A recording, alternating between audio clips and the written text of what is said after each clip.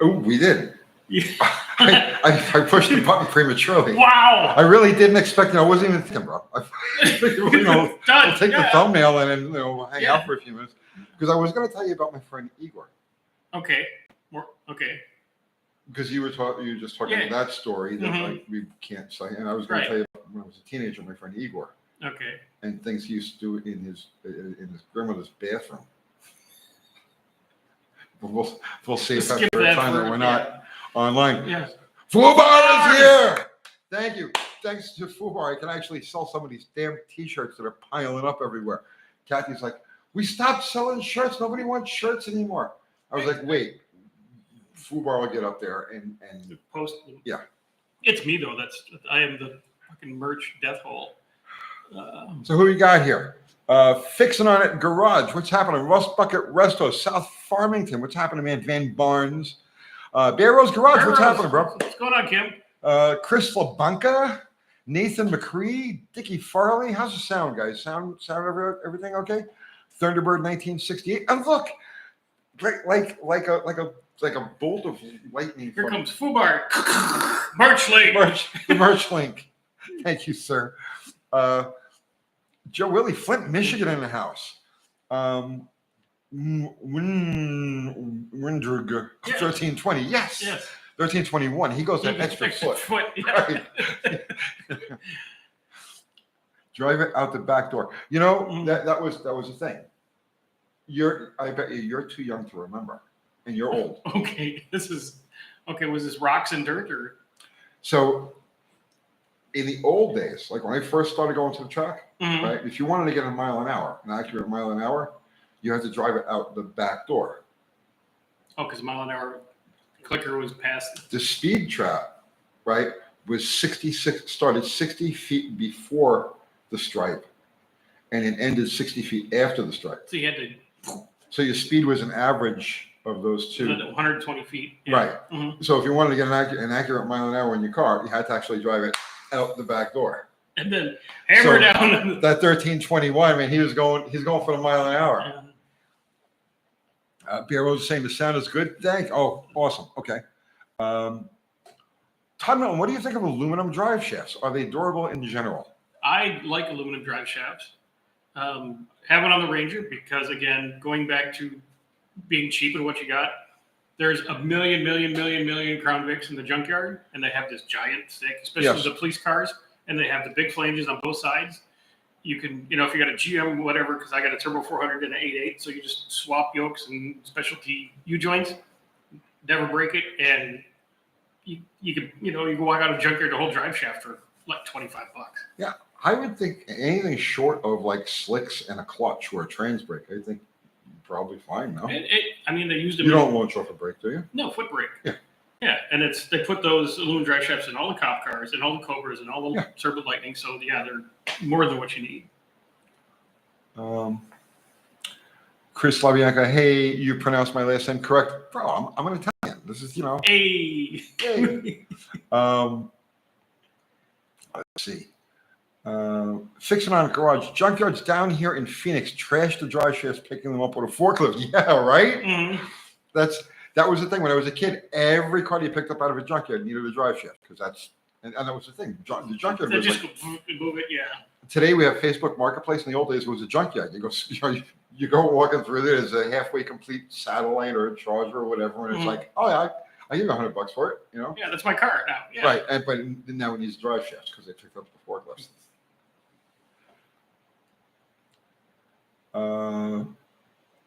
Let's see. Oscar Gonzalez, would an 1868 Mercury Cougar 302 engine require lead substitute for fuel? Don't know history of engine. I am going to say yes, absolutely. So Ford Motors. Okay, so here's what you need to know about this, right? Not every manufacturer spec'd their castings the same way, okay, the same composition. And Fords of that era are cast. The cast iron is very soft, and sunken seats in those heads is like really common, really common. So I would say because it's a Ford, yes. Now let's just say it was a. Now I'm familiar with Mopars, right? So let's say it was a 273 or 318 from that same era, right? Or 340. I'd say no, don't even worry about it, because Chrysler cast their cylinder heads with a different composition that holds up well to that heat. It's not prone to it. And also back then, a lot of they had flame hardened seats, but it wasn't something that they advertised. Not all manufacturers did things the same way back in the day. Do you? Right. Yeah. Yeah. So yes. And those, and really, if you're just building a cruiser, those heads are okay. But any kind of power, you want to just go with the later model. Yeah. Yeah. Even like an E7 head would outflow that 1968 302 head by almost double. Right. So like I said, good correct head, put hardened seats in it, whatever. But if you want to make a little power, get yourself some, the Explorer P heads or just some E7s that have a little bit of work, and you'll be much happier. That's the thing about Fords, right? Especially as so you talk about your small block Fords. If you look at your 260, 289, 302 heads from that era, okay, you would have to go to like factory experimental prototype Indy 500 type of heads in order to match just a regular production line Ford Explorer head. Right, because the exhaust was like the size of your thumb. Yeah, it just couldn't breathe.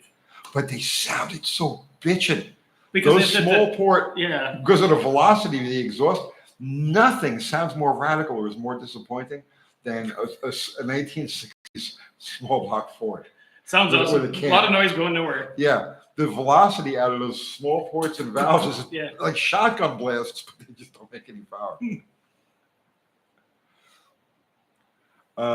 What's this able to do? Tony, if Jay Leno would let you drive the turbine Dodge for a power tour, would you take that? No, absolutely not. First off, I wouldn't want the responsibility of driving this priceless. I swear to God, I wouldn't drive it out of the parking lot. No, absolutely not. You'll get half a mile from his warehouse, and here comes a seagull. And the motor out. There is some things you can't enjoy because the stress level would be just too intense. And I wouldn't want to. Nitro Mikey is here. What's happening, Nitro Mike? Let's see. Purple Ninja, cannot thank you enough for your first engine build series. You did just drop my very first blog off at the machine shop today. I couldn't have gotten so far without your advice. Well, awesome, thank you. And Dr. Art is doing the same thing. Did the same thing with that 318 that's in Big Richard. So his channel, Dr. Art's Hot Rod Rehab. You might want to, when you go to put this thing together again, you might want to go over to his channel and catch up on what he's got going on. But I try to do as much video, as many videos as possible geared towards guys just like you. Just putting it together yourself. Okay, what do you do step by step? It's Legos. It's Legos for big kids. Thunderbird 1968. Tony, will a muffler right after header collectors rob power? Okay. So much variable. How long is a collector? What kind of muffler? There's be a little. I mean, if you're little more specific. If you have like a longer collector and then like a muffler, like the old school like Purple Horny, the thing turned out, which was a glass pack. I love those things.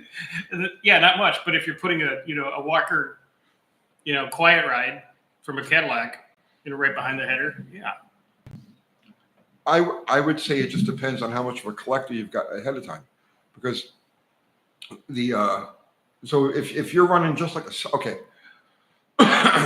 So let's assume that you got a set of headers and you're going to bolt a set of glass packs directly to this street type header, with the short collector and the flange. I would say that it's not going to be a loss, but you're not going to gain anything because you're not really adding collector length with the header, because the header has baffles, and the baffles cause turbulence, which is what quiets it down, the purpose of the muffler. But if you have a proper collector, okay, so you've got a collector that let's say 12 inches long or so, 18, whatever the optimum length is for your combination, and you would know that by marking it with heat pencil, right? Your grease pencil, or a crayon. You can do whatever you want. Um,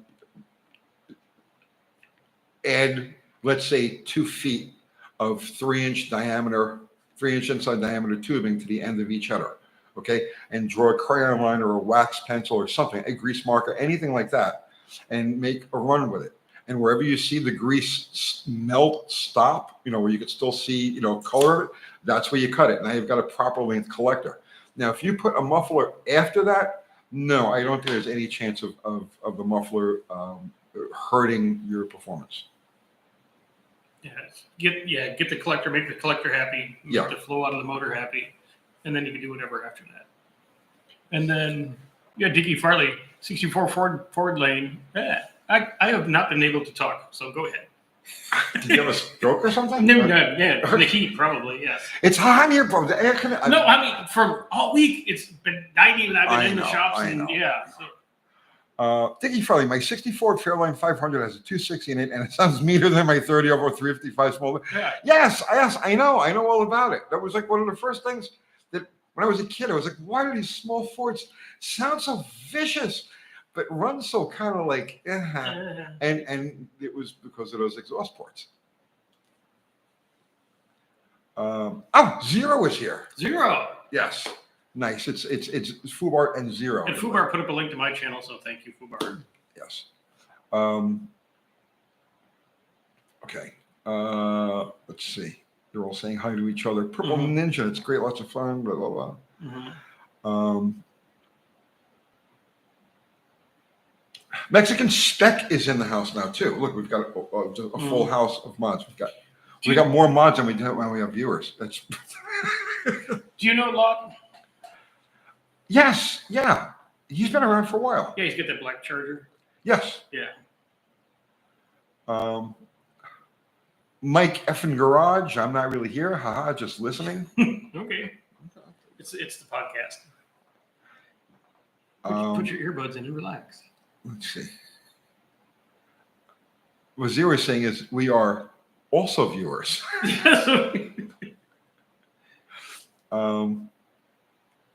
Fuzzy Fireman, an old racing buddy showed me to use spray paint on the tube after the collector, do a run and see where the paint stops burning. Yeah, well, it would take a lot more heat to burn the spray paint than it would to burn like a crayon. And it's not a test to see if you can burn things off your pipe. It's a test to see where the actual heat cone of Right. heat stops. Yes.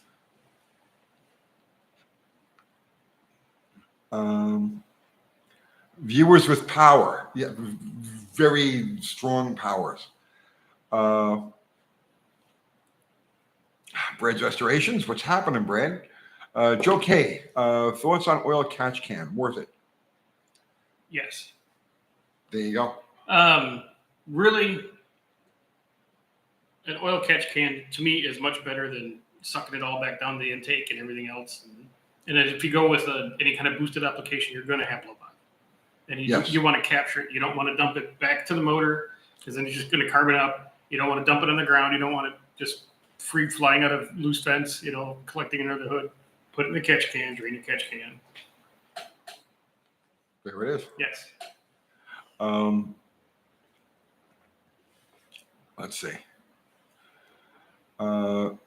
Zach Power, love the videos. I've done the dirty deed of putting carburetor on my 6 literally LS. On my 6, I don't know. Oh, okay, cool. Your Holly videos help me big time. Thank you. Well, thank you. I appreciate you. On your question for him on your 6-liter LS, what are you powering the coils with? Oh, 6 liter. Yeah. Okay. Yeah, 6. Yeah. See, I can't talk, and you're So together, on your 6-liter, did you overpay for the MSD box to run the coils, or did you using the stock GM computer?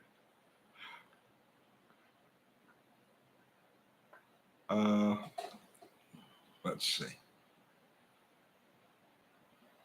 Fuzzy Fireman, yes, but it's after a run needed the heat line. I don't know what he's talking about. Okay. Abel D.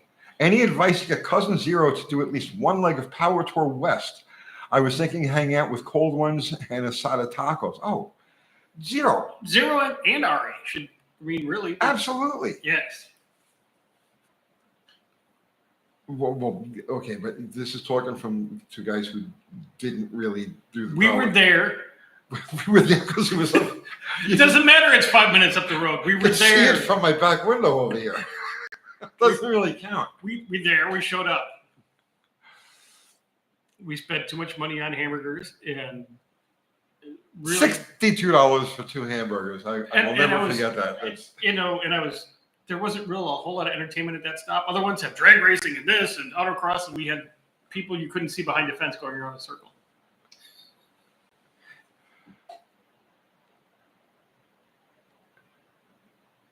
you know, I was online, right? Mm-hmm. I talked about this, but I think I may have been traumatized by this. Okay. So, there's a question here we want to get to, but okay, no, you go ahead with your story, but we'll get back to it. Yeah. She hands me the burgers and she's like, it's $62, right? And like, yeah, you know that song, Elvis Costello, Reg the Angels Want to Wear My Red Shoes? Mm-hmm. The first line from that, I used to be disgusted, but now I'm just amused. Yeah. And it was like, really, $62, that's pretty cool. You're getting away with it. Good for you, lady. Yeah.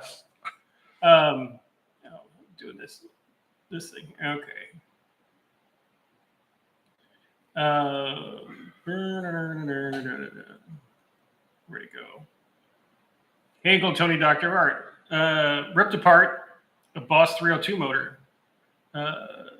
Needs timing chain. Best advice of brand.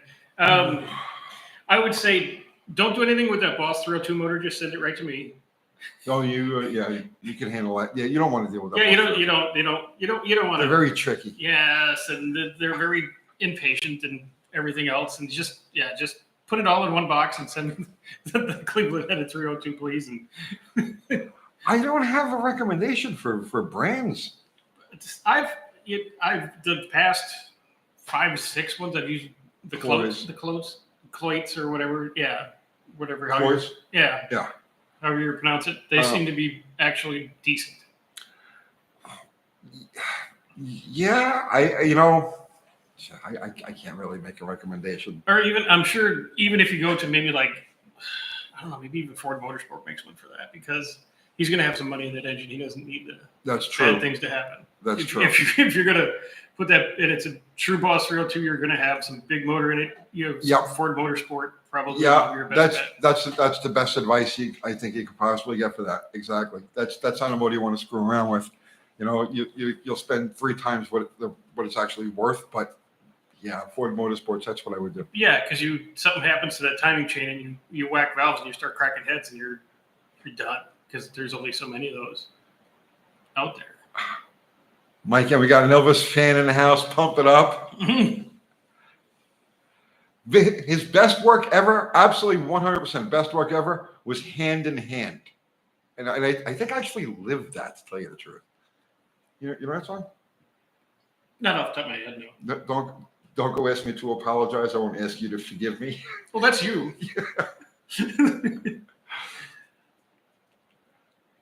Let's see.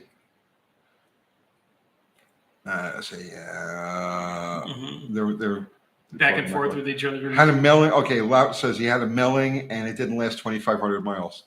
Yeah. Ooh. Yeah, radio, man.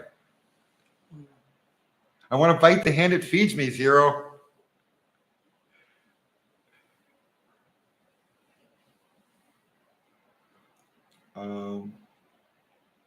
Okay, I love my GT500. How loose should the clearances be on an engine at about 400 to 500 horsepower? What clearances? Well, he's talking about bearing clearances. Is it bearing or ring clearance? Oh, well, that's okay. So here's the best way to answer this. Here's the best way to answer this, I think. Okay, all right. So let's say it's an engine. Now you're talking about a 400 to 500 horsepower engine. Okay, so let's say that the engine, the components that comprise that engine, will make that power without any coaxing. Okay, so in other words, like, it's going to be a 450 cubic inch engine with good cylinder heads and decent compression and a decent cam and all of that, right? What should the clearances be? And so my answer to that would be stop, because 400 to 500 horsepower on an engine that's going to loaf through it, it's fine. just build it stock. Now, if it's an engine that you're going to step on to make 400 to 500 horsepower, which means that you need every little bit of parasitic loss taken up, and you're going to spin it way high RPM, higher than it's supposed to go, then build it loose. You see what I'm saying? So it just depends on how you're, and by loose, go with as a guide, just go with look up for your engine, look up the clearances, rods, mains, and any of the clearance that you're thinking of or concerned with, and just go to the large side. High side. High side, right? So now I can tell you, whenever I have like a crank ground for myself, if it's 10-10, let's say I'm going to go 10 on the rods, 10 on the mains, I always tell the machinist 11-11 because I want the extra 1,000th oil clearance because I like my engines loose. So, but if I was doing it for a customer, like I'm putting an engine together that I'm going to hand to you and say, here, this is going to do everything it's supposed to, then it's 10-10. I stick by the book. So it just depends on what you're doing. You know what I mean? Does that make any sense? Yeah, it makes perfect sense because for 500 horse, if a V8 naturally aspirated, like you said, with some good parts that can make 400 horse, say 450, you don't need there's any magic doesn't need to happen. Right. Weird trickery and things like that. Just good parts, stock clearances, because engineers did that before you probably were born. Yep. Before we were born. They haven't figured out, they've done all the testing. Just go with the stock, if it's going to be a long-term hauler, maybe a little bit tighter. If it's going to be something you want to zing around in. Well, I didn't realize, so we're talking about clearances, rings and stuff like that. So the ring should always be gap to application. So normally aspirated, supercharged, nitrous, turbocharged, a type of ring. Now you got to go by the ring manufacturer and what they recommend because they're all slightly different. Don't worry about the piston as far as the ring clearance go. Worry about the rings. And bores, cylinder bores. So, like for instance, now if I have a set of 30 over pistons, I just picked up this engine for myself. I'm building this for myself. I'm not building it for you or him or anybody else. I'm putting this together for myself. And I have a set of 30 over pistons, and I'm going to send the block to be cut. I give the block to the machinist and I tell him cut it 40 over because I want the extra piston and wall clearance. I don't care if it makes a little noise and rattles around. I want the engine loose and happy because when I step on them all the time. I like things loose. So I'll automatically go 10 over on a bore using the stock bore stuff. That's not something I would do if I was building an engine for you or him or anybody else. Then you stick within the stock parameters and you go to the larger end of the clearance that's recommended for that engine. Did that make any sense? Yes. Okay. Yeah, like when I did that 318, I'm like, it's just going to be a cruiser. So I made it everything tight. So we could take the 318 once the rest of the truck just rusts away, yank it out and put in something else and go again. So.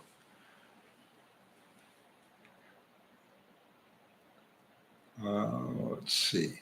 What I can tell you is that my engines always rev like chainsaws.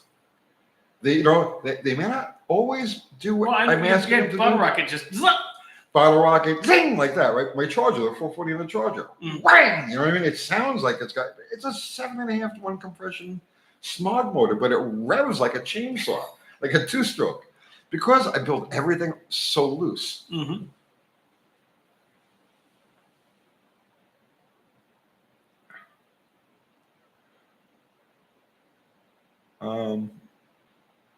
Let's see. Well, look at on the bottom there. Todd Mitten. Oh wait, You got another one? Yeah, Speed and Demon. Okay. Roller lifters in an LA block. Should I take them apart for an engine rebuild or just clean them off and stick them back in? Inspect them. If you don't see any flat spots on any of the flat spots on any of the rollers. Yeah, roll them just for feel and no grit or anything like that. Yeah. Clean them up really good, like spray, like brake clean, that kind of thing, right? In there to get any, and then once it's completely clean, just go through all the rollers, and if you don't feel any tight spots or any unevenness in the roller, they got to be really super clean, void of any type of oil, so you can get a good feel of what's actually going on there.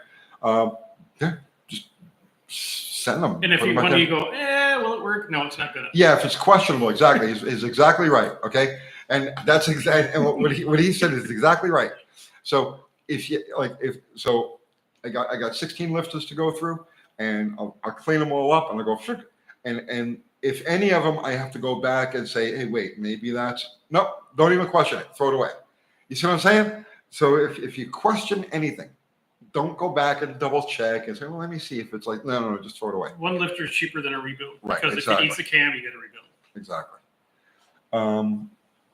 Okay. And was it Todd Milton? Guys, I like that he recognizes that we're both of the male persuasion. Yeah.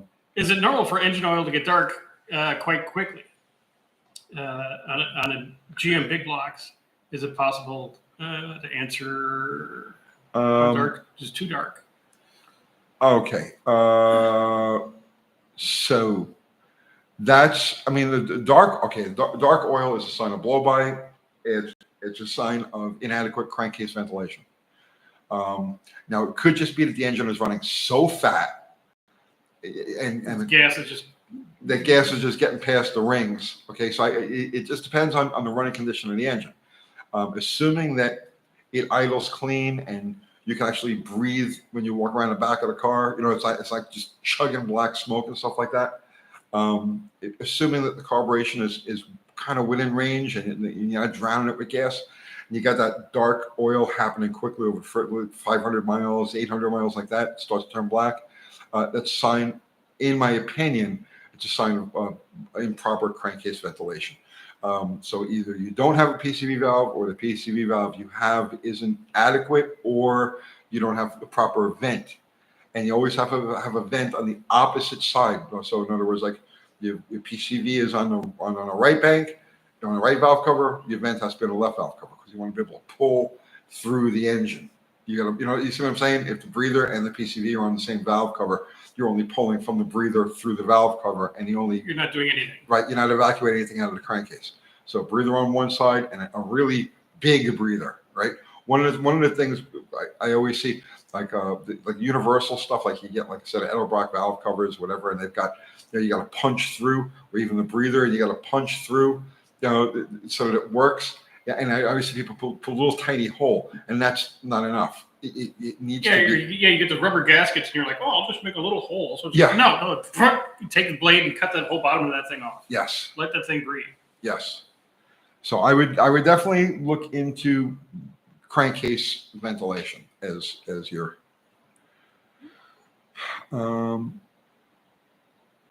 Let's see, Fuzzy Fireman, the heat line. The heat line on the collector extension is where the paint is done burning after one pass. That is where you cut the pipe. Yes. Mm-hmm. This comes from a buddy of mine long past. Yes, that's exactly right. And that's why you don't want to use too crazy of like you don't want to have your collectors powder coated and really check where the heat line is. You see what I'm saying? You want to use something that easily melts. And you want to do it in one pass. You don't want to say, "Oh, I'll just check it after make a few runs." Just keep hauling ass and see where it line. Yeah, right. Then you're just going to melt the whole thing. Right. And actually, when you check it, you should be checking it at the end of the shutdown area. So after you slow down, you make your turn off, stick your face under the car and see where it's, because as you're driving now back to the pits, the heat is still radiating through the exhaust system, and it'll melt the line even further. So to get an accurate reading, you have to do it. Shut it off. Right. Just like a plug read, exactly like a plug read. You coast to the end of the shutter fair, you make your turnaround, you find a nice place to pull over, you're not in anybody's way, and that's where you pull your plugs to get a plug read. Because if you drive all the way back to the pits, now you're contaminating what you're seeing on the plugs with this low speed operation going through the pits. So your heat lines on the collector should be treated the same way.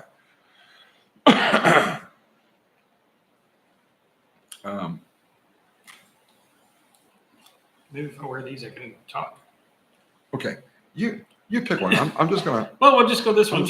Chevy loses oil pressure when coming off a hard run. Accidentally got water in the motor. Heated up. Oil pressure is perfect after I changed your oil. Yes. Yes, Eric. Mm-hmm. Let's see. Mark Suave. I picked up a while back a small block Chevy basket case with dark aluminum heads that have a pile of work but are older than dirt. How much play should the valves have with the bronze guides? None. Yeah, none really. Yeah, if you can deliver their junk. Yeah. Okay, the most unscientific but accurate test that I've always used. Okay, because you can't go by the wiggle test. I go by the spit test. Oh, I go by you put it on the top and pull it from the valve with your thumb on the top, and then you're good. Yeah, exactly right. Right, it's the most unscientific thing in the world, but it works. A little spit on the tip of your finger. So you take the valve spring off. Okay, you got just the valve, and it's in the guide. Right. So you put the valve to where it's flush with the top of the guide. Put your finger like this over the top of it and pull the valve out. And the suction should suck the valve back out of your hand and into. You see what I'm saying? You go to pull it out, the suction will actually pull it back in. So that's my test. If you've got that spring height, if you've got that pneumatic spring action happening, you're good. You're good to go. If you go like this and they just fall on the ground, well, they're shot. Yeah, pneumatic spring action valves. I should patent that. That's right. Well, you never bring a pencil. No, but dude, that's like I think that's probably the very first time that phrase. And it's not easy. Okay, cars have been hot rods should have been around for like 100 fucking years. Okay, right. So like everything, every phrase, everything has been until tonight. Because we had flood muck. That's different. But now you have pneumatic spring action valve test. Pneumatic spring. Well, have the mods email Kathy that, so at least. Would somebody do that? Because I'm going to forget this before. Yeah. Okay. Okay.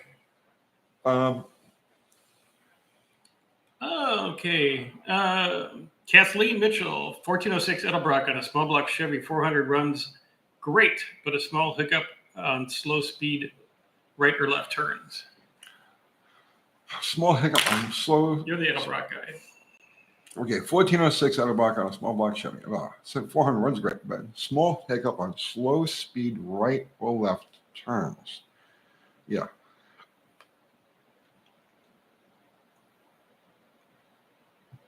Float level's the only thing I can think of. They're a little too low. Or a little too high. Yeah. Right? So. Oh, yeah, you could be too high. Too high. It goes to one side and just dumps in. Right. See, now at a high speed, you wouldn't notice it. So here's the thing. Okay. All right. Yes. Yeah. Okay. Here comes science. All right. If the float levels are too low, all right, you would notice it at all speeds, or mostly at higher speeds, because when you went to turn, no fuel, starvation, so it's going to fall on its face. But if they're too high and you've got fuel sloshing, then at higher speeds you won't notice it, that momentary fat spot. You'll notice it at low speeds when the engine can't use that extra gasoline, but you won't really notice it at higher speeds when the engine is just going to consume it and keep going. So that said, one or both of your floats is set too high. That's why I said, because I just take Edelbrocks and throw them in the garbage, and you look. Dude, that was the best Edelbrock answer ever. You're just on fire. I'm on fire tonight. You want to go for 3? Dude, I'm blazing new ground tonight. You go for 3? If we had more thumbs, you'd go for 3. I don't know why there's only 61 thumbs. Noctua, how do you mount tires at your shop? Do you bring it to a shop to get mounted, or do you do it yourself? I'm interested in doing everything myself as much as I can without having to rely on outsourcing. Yes, I used to mount tires by myself all the time, and now that I'm old and no longer a masochist and want to do it yourself, yeah, take it to a tire shop. even motorcycle tires, I was like, well, okay, on a spoke rim, yeah, I'll knock them out real quick like that. But like on a cast rim, like on my Buell, I was like, no. Like my buddy Cade and I said, yeah, how much you want? Take my money. Here. Yeah. All right, you saw the tires, so I'm not into it. But it is entirely possible to do it yourself. And there are very many different methods. And there are also cheap bead breakers, because that's the big problem is going to be the bead breaker, right? Wait, no. Your big problem is going to be understanding form, right? So the first one or two that you're going to do, you're going to struggle through, right? And because I don't know what the rims you're dealing with or the type of tire or anything like that, I can't tell you specifically what to look for, but I can tell you that the first couple of tires that you knock on and off of rims, you're going to hate life. It's just going to be miserable until you finally get the hang of it. But pick up a cheap bead breaker. They're like 40, 50 bucks, you know, and not even actually a Harbor Freight. What's a Harbor Freight bead breaker go for? Lobster. It's cheap. Yeah, I gave the last one I had away because I said, no, I'm just not doing it. I'm not going to do this anymore. Done. I think the last tires I did by myself were go-kart tires. That's because I could put them in the vise and Yeah. break the bead. Other than that, no.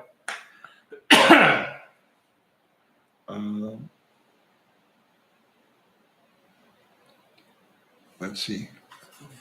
Thank you, Bill McKeiska. Gabriel DeMarco had a good question. Hang on. Let's go back to Gabriel here. Gabriel. Jamie's in here. Hi, Jamie. What's happening, brother, man? Dead Dodge Garage, the best Mopar channel in all of YouTube. Actually, one of the best automotive channels on all of YouTube, period. And he sings. He's saying this is the most talkiest tech yet. Gabriel DeMarco. He's watching from Japan. Oh.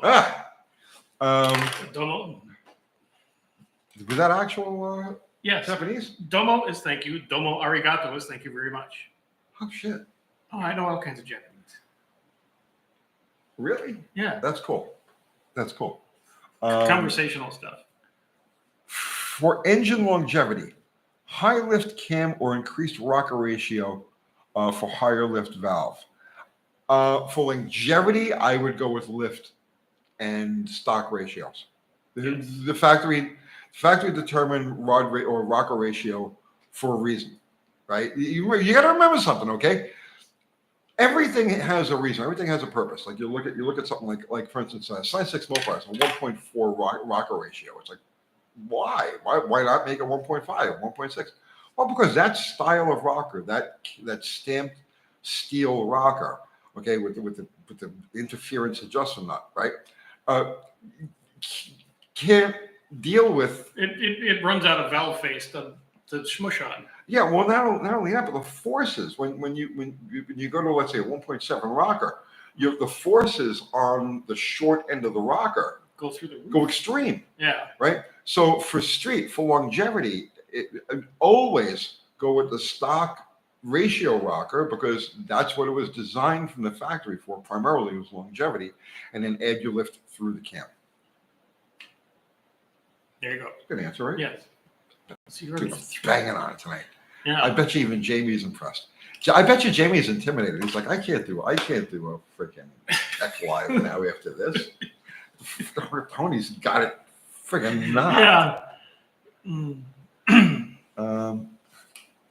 What else we got?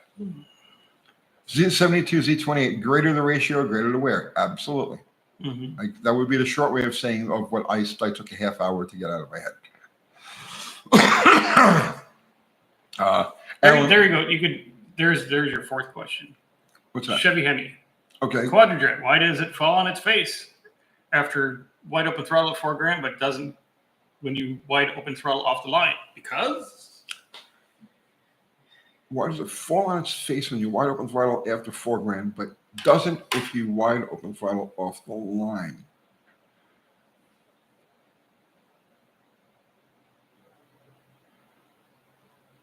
Secondary air door is the only thing I can think of. Yeah?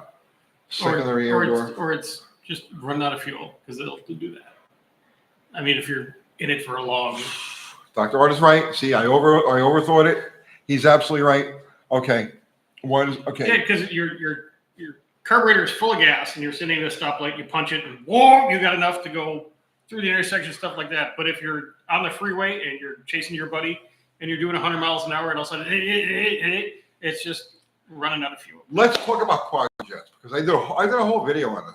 I did a couple of videos. I did a going through, blueprinting a Quadrajet, but I also did a Quadrajet basics video 5 years ago. The stuff is still up on the channel. Here's what you need to know about Quadrajets, right? They're great carburetors. They meter fantastically. They make power. No question they don't make power. The problem is the centrally located float bowl, right? So you get the centrally located float bowl and a very large float. Okay, because of putting the float bowl in the float bowl in the center of the carburetor, there's very limited room. So the scale of the float is out of sync with what it should be based on other carburetors, right? So the amount of real estate that the float takes up inside that bowl means that you don't get a lot of volume in the bowl. So you don't have a lot of reserve in the bowl. So the fuel delivery system has to be such that after you open it, you flat punch it, okay? You're going to use up the volume in the bowl relatively quickly. By the middle to top of second gear, let's say, that's it. If you don't have any, you see what I'm saying? Now you need adequate fuel supply going in, and that's why anything with a Quadrajet always uses a 7/16 inside fuel line, or no, I'm sorry, half inch. Yeah, The half inch. the half inch. For the volume. For the volume, because the pump has to keep up with it. So you can't treat a Quadrajet like you could, let's say, a Carter or a Holly. The Quadrajet needs a big volume of fuel supply. Because like he was talking about with that small float, small gasoline volume because of the big float. The big float needs enough buoyancy to shut the needle and seat off. So it has to be large. But, large float, small place, not a lot of fuel. Yes. So on the Quadrajet, and the needle and seat they'll only hold 6.5 pounds, which is on par like a Carter will go 5.5, 6 pounds. A Holly goes 6.5, 7 pounds. Quadrajet is kind of like right in the middle there, but high volume. So you're looking at a low pressure, high volume fuel system on that. So big lines everywhere. Half inch line. Yeah. Right up to the carburetor. Right up to the carburetor. Again, pick one. Okay. Olive is we. Hey, Olive. Yeah, hi, Olive. Long Island Mopars. How often do harmonic balancers crack? Superset like garage is curious. We just changed it on a 72.3 AT. What is your experience with harmonic balancers on small block Mopars? Crack. I can't recall ever having a stock. They get old and kind of delaminate. They delaminate. Yes, that I've seen. So that's where the rubber. So it depends, right? If that engine ran a dry life, like in other words, like okay, what kills the elastomer between the hub and the inertia ring is contaminants like oil, right, or gasoline or transmission fluid. So if you've got, in my experience, if you've got an engine that's run dry in the front for its whole life, generally speaking, you'll never have a problem with the harmonic damper. It'll last forever. But if you've got one, let's say that ran most of its life soaked in transmission fluid, power steering fluid, engine oil, any liquids like that, yeah, what happens is the rubber expands. And when the rubber expands to the outside, it softens. And then it'll start to slip. And that's when you run into a problem with that. Yes. Yes. See, he's like my check. Yeah. Yeah. Sure. Okay. All right. Continue smoking. We'll see what the next one is. Okay. Thank you for encouraging my smoking. Oh yeah. Well, why not? Took the air filter off my 1976 500 Cadillac. Now I can't remember. Uh-oh.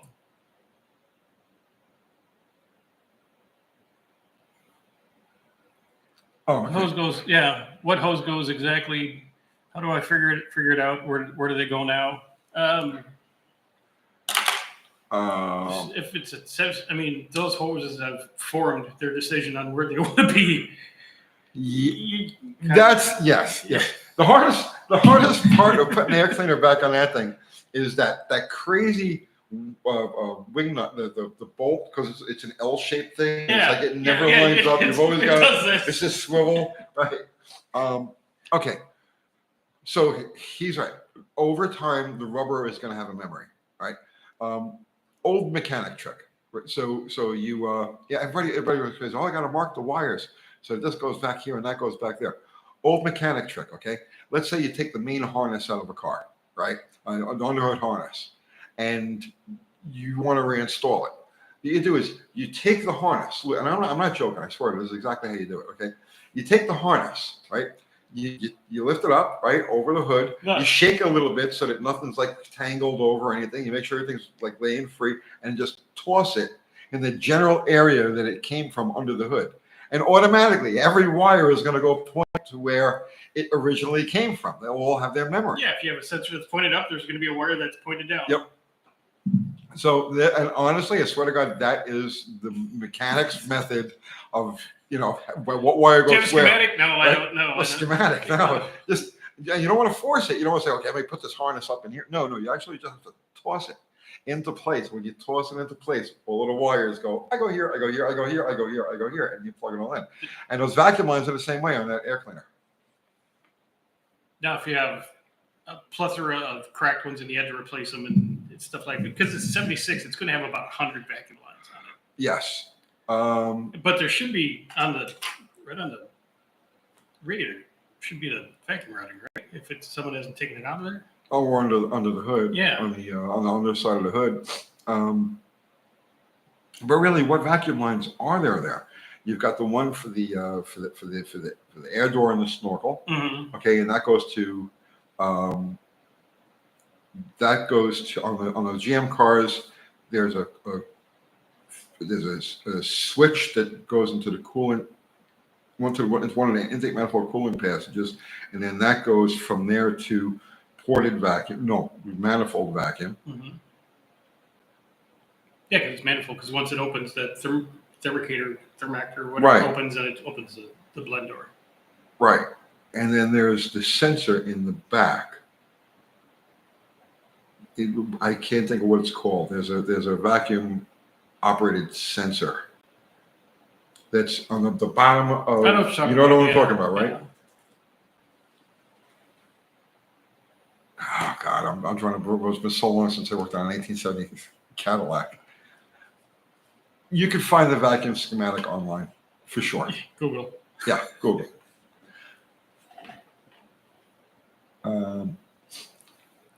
Or just drop off the 76 Cadillac at the house and just forget about it.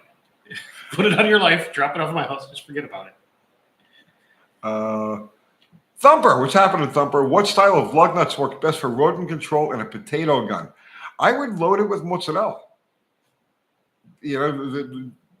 Back to the premise of the show was mozzarella. Yes. It's the best cheese. It's good for everything. Mm-hmm. Fight me if you don't believe me. Wow, bro, we only have 86 likes. We've been literally projectile vomiting premium tech. Right. For like what seems like days now. And only 86 people liked it.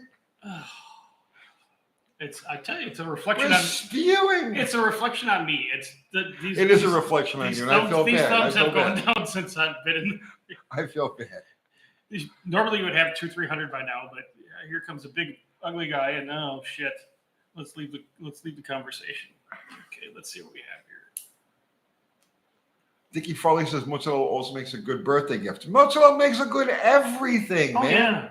It's the best cheese because when you eat it raw, it just kind of has a good feel to it. And then when you bake it, it has the best smell of any cheese. Yes. It's just like, mozzarella. What? I don't know about ugly, but I can confirm Art is a giant. He's huge, big, huge guy. So you're familiar with you're a cook. That's what you do, right? Yeah. So when I go to my Mexican buffet on Sundays, yes, 9 out of 10 times they have these things that are basically it's like a tortilla with cheese in the middle. So what do you call that? Let's say it's an enchilada or is it like a little quesadilla or something? Quesadilla, that's okay. Okay. All right. So 9 out of 10 times, they have them with this white cheese that's in there. Yeah. Oh, it's addictive. It's fucking awesome. Okay. I eat a sickening, disgusting amount. Just white queso. Yeah. Yeah. And then the 10th time, they use like a yellow cheese. And I want to kill everything I said see. When Well, here's what I found out, that cheese that is yellow is not. They do something trickery to make it yellow. okay. So any yellow cheese, like maybe yummy on like a hamburger when you melt and stuff like that. But if you want a good cheese, it has to be a white cheese. The white cheese they use is delicious. Yes, the queso, and you get the queso and the dip. And Well, it's not queso. It's like a grilled cheese. Yeah, But it's done like what it was. It's not the queso dip, but yeah, it's actual cheese. Yeah, but what kind of cheese is that? White. Just white cheese, Mexican cheese. Okay, white Mexican cheese. Mm-hmm. And the yellow cheese, it makes me so angry. Well, it should. It's not natural. No, it does. I noticed. I swear to God, right? Because I ate there last Sunday, right? Yeah. And when I got there, and they got the things, The little things, quesadillas. right? Yeah. And I grabbed a bunch of them, and I put them on my dish. Yeah. And I took one bite of it. It's yellow, and you're like, nah. Oh, I hated life, and I'm the type I can't waste food. It's like one of those things. It's Yeah. like, Fuck. Now I got to. so I actually had to suffer through them. You know what I'm saying? Mm-hmm. It was terrible. You could have fed one to one of those rats that run around that place on the floor. Yeah, I know. Chris Claudiaca, Tony, do you still have your 73 Roadrunner? Yes, I do. Do anything with it? No, I have. I got to go through the brakes and everything. I have boxes of stuff that are ready to go on that car, and I've got to do the body work on it because there's a lot of places where it needs help. So, no, I haven't done anything with it lately. Did the Duster meet its new home? No. The high bidder punked out. Oh, that's why you always gotta get $500 immediate. Yes, it says right in the thing, $500 due within 24 hours. Yeah. And he punked out before that even happened. So he had Duster fever and then said, mommy won't let me have I it. guess he didn't think he was going to win the bid. Yeah, mommy won't let me have it or something like that. So did you relist it? No, not yet. Not yet. Okay. Let's see. 117. Look, we have 117 likes. It's better.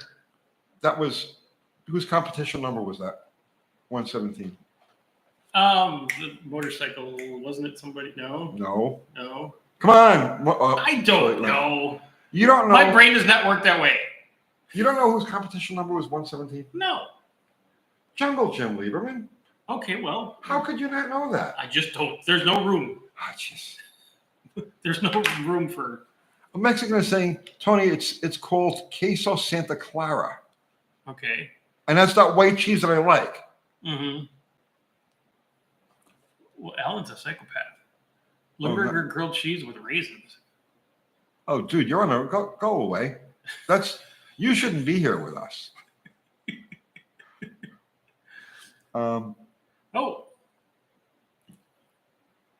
Shoehorn Jackson, he had a beautiful childhood. My first car was a 77 Trans Am. My brother totaled it, so I totaled his truck. Yes, nice. Good for you. Yeah. Good for you.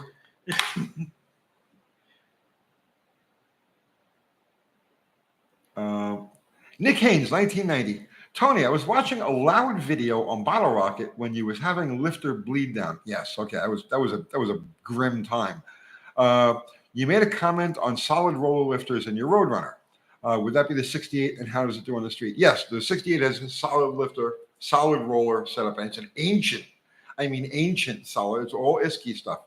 How does it do on the street? It ran great. It was a no traction car. I never got it to a track to actually hook it up and go. But as far as like spinning the tires and getting sideways and making all kinds of obnoxious rackets, it's all there. But I couldn't even hazard to guess what it actually runs.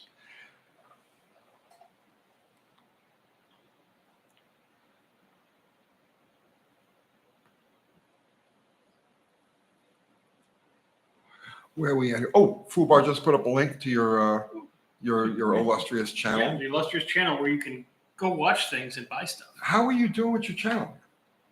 Almost to just under 8,000 subs. That's not bad. You're breathing on my back. Oh, yeah.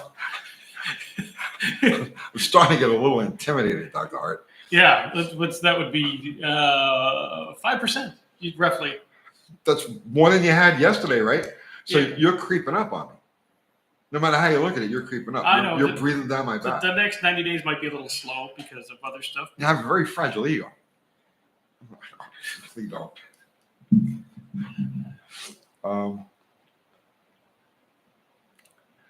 Thunderbird is off to church. Nice. That's a good place to go. Cheese whiz is cheese or a gasket making compound? Well, it's not cheese. Neither. Yeah, cheese was just wrong. You know, my grandfather was an aerosol engineer, an aerosol scientist, and he was responsible for both cheese whiz and whipped cream in a can. So he had just nitrous oxide everywhere. I got an idea. Well, no. By the time I came along, he was. By the time I came along in the '60s, he had just become a pharmacist, and he had a pharmacy in Brooklyn. And there's a movie. I watched them film it when I was a little kid, because they had everything blocked off. It's called the 7-Ups. There's a car chase scene under an L in Brooklyn, and it goes past my grandfather's pharmacy. Nice. And we watched them film parts of that. I didn't get to see any of the actual, like, you know, like the crazy stunt the big driving. action. Yeah. Yeah, but I remember there being like cameras and all kinds of the street blocked off and all kinds of commotion going on. But I never got to see them. Oh, nice. He was a scientist and a pharmacist? Yeah. Wow. Yeah. He was a nutty one though. He had a lot of He had some fire. yeah. Well, this was a question from last week. Hey, Tony, for those who want to know, in Knoxville, check out B&R Machine for machine work. Talk to Bill. Okay, is that the one that Troy? I don't know. Okay, well, that's a recommendation for B&R. B&R. B&R. I'm a chocolates guy. That's if you're in Nashville, chocolates. He's expensive. It takes a long time, but really good Really stuff. good.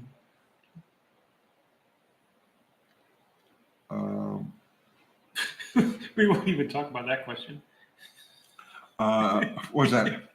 Where Ghost? Hey Tony, how do you manage insurance on your vehicles? It's so expensive anymore. No, it's not. I have basic liability. I have like the least insurance you could possibly have on everything. Because here's the magic secret to my happiness and success. I don't care. I literally don't care.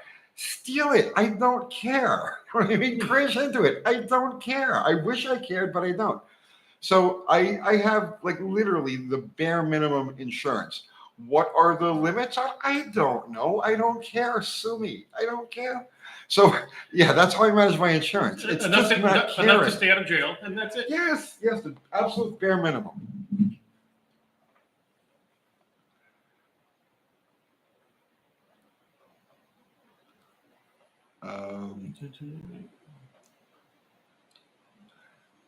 Let's see.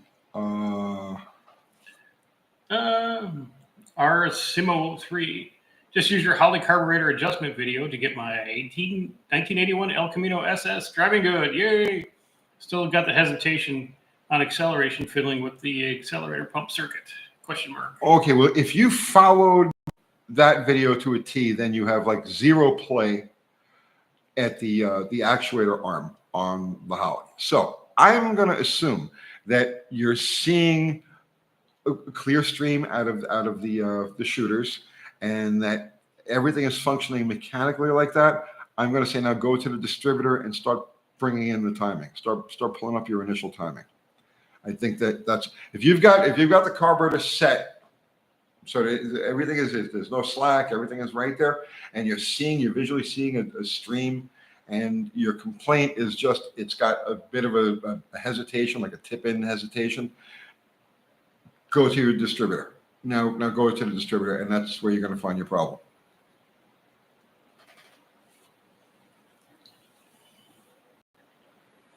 Mexican Spick is telling Jimmy from Dead Dodge Garage to get a dealer's license. So he can manage all his vehicles at once. Joe K, one thing not in Tony's toolbox: car wash and detail products. He's a psychic. He's no, because you know what I did today, like before you got here.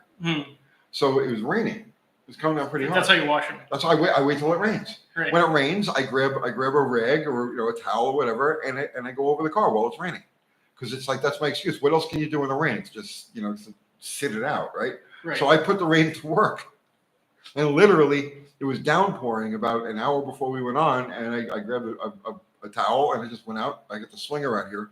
I drove that up here tonight, and I just went around the car and cleaned it off. There you go. It was very shiny when it got here. Yeah, because I took off literally 8 months worth of Mold and filth. Yeah. And yeah, it's very nice.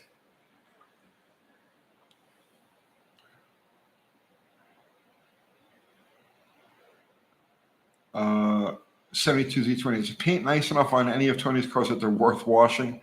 That hurts. That hurts. Wow.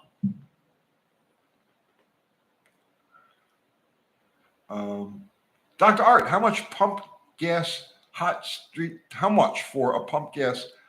tune on a 5.2 JTEC?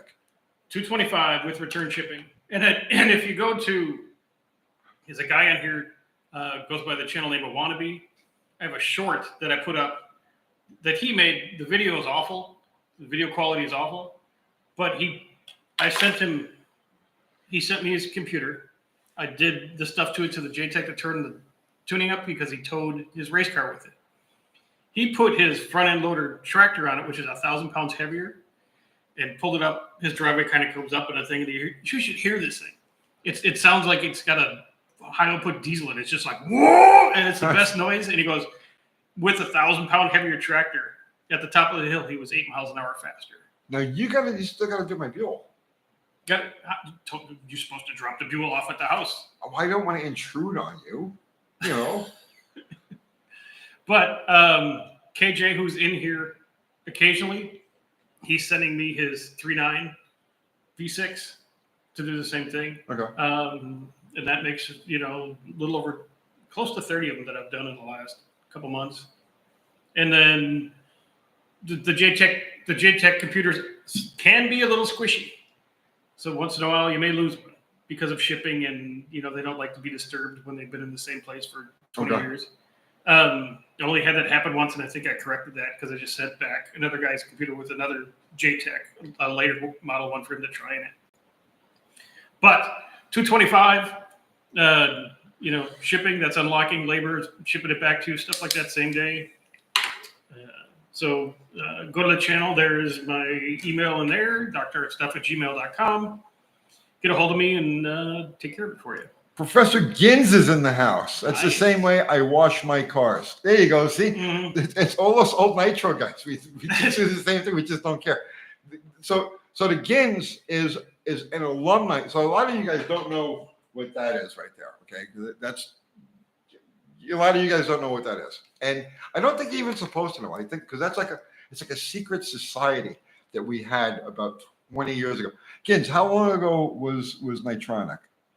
That was like right around the turn of the century, wasn't it?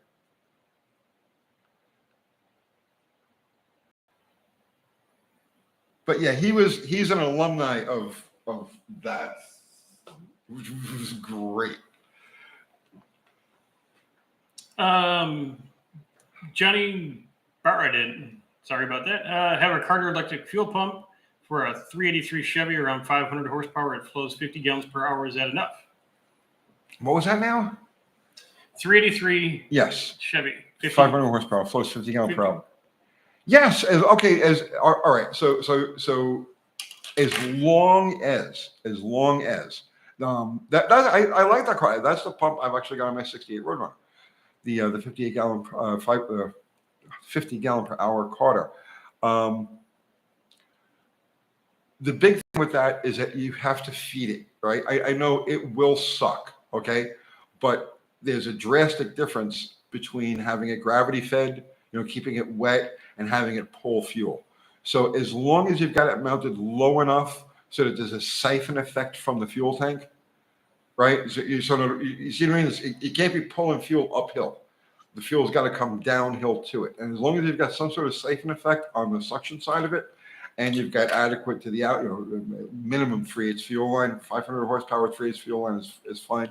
then yeah, that's a great pump. You'll never have a problem with it. Do you oversize the inlet to the pump? Yes. Yeah, so step up the. Right. That's the other thing too. Yes. If you can, if it's possible, oversize. Do like a half inch to the pump. Yeah, half inch to the pump and then a 3/8 out, or 7/16 in, 3/8 out. Did we miss it? Gins, question, man. Now, if you go back to the Nitronic research days, right? Could you even fathom back then that I would be doing this here now and have been talking about these things? It's still alive.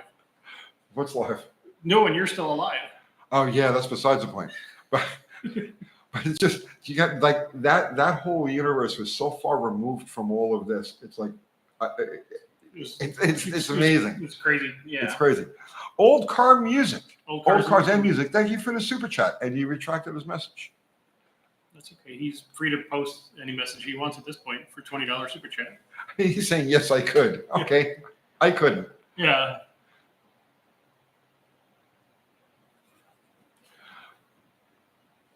No, yeah, I don't mean that. I'm not talking about, because we were both on the internet really early on. I get that. But when you think about like the topics, the things that we used to talk about, like the head on the Nitronic research days, could you imagine talking about Carter 50-gallon-per-hour pumps and like vacuum lines going to air cleaners and stuff like that?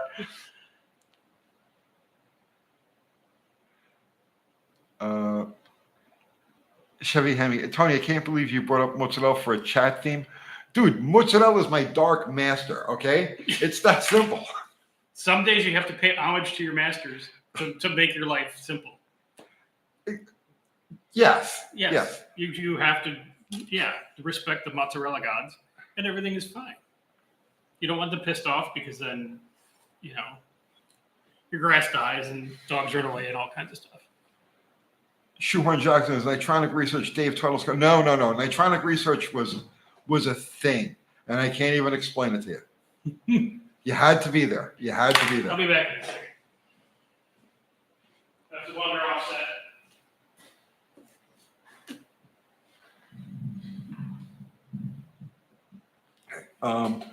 Let's see.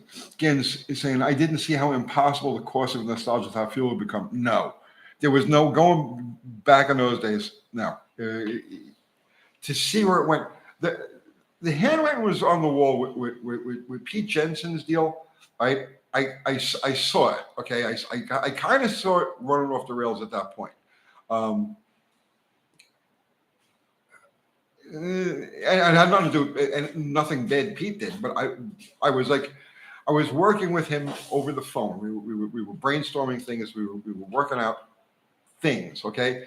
And I saw kind of right at that point that to be competitive with it or just to keep going with it, it was and it just square rooted itself toward into oblivion. And I have no interest in it anymore. Professor Gins Cole told me that drag racing was the only thing that made sense to him at the time. And I agree. Drag racing is the only thing that made sense to me at that time too. It was my absolute religion, man. I didn't care, didn't think, didn't want to know about anything else on the planet, man. Just go fast in a straight line. So Old Cars and Music. On nitro. Old Cars and Music put up its question here. Oh, where is it? Right here. Okay.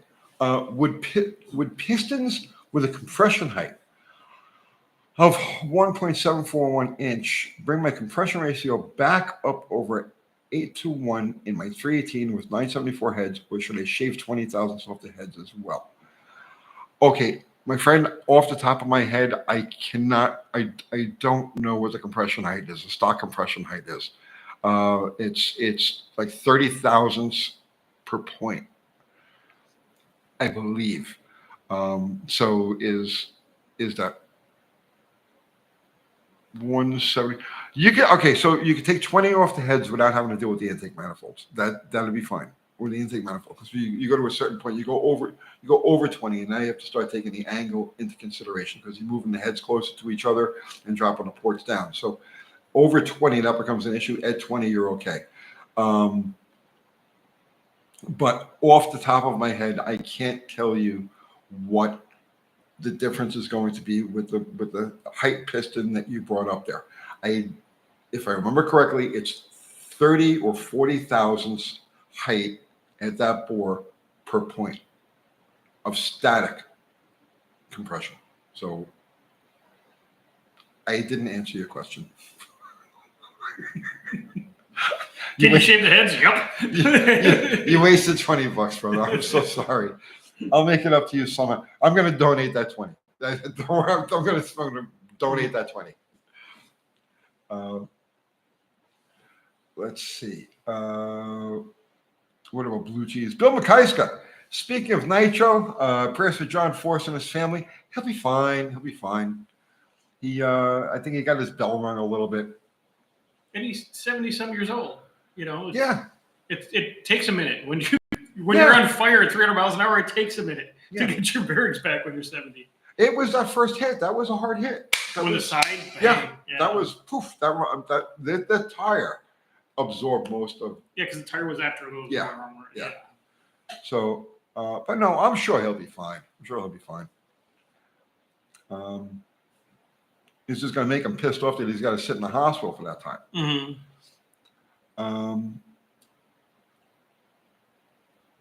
Let's see. Speed Demon. Driving 190 miles an hour for 13 minutes, you'd travel 41 or 44 miles. They were talking about emptying the fuel tank in a Bugatti at full throttle after. Oh, 20, okay. Yeah, that's. Professor Gins, if it wasn't for Force's own innovations, he might be dead. Well, they built all those cars in-house. I think he hired Murph, right? He had Murph come in and Murph was building it. No, first it was all Pluger stuff, right? He had Steve working for him when was that? Up till around 91 or 92, it was all like Pluger stuff. And then I think, because they changed the style of car completely, and they've been building them in-house like ever since. And his cars were like a Murph car, but with that third rail on the side.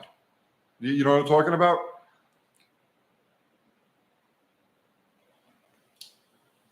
Ford was responsible for the hands device. I didn't know about that. But I do know that the chassis they build in-house, so I would say. Rusty Pile 74 stripping my 1973 Challenger right now and fell through the floor. Let's see. Johnny Baradon. You really believe Points Distributor is just as good for performance as an electronic distributor? Yes, and I've proven it 100 times over. And so Gins will tell you this, right? A fellow Nitro alumni there, right?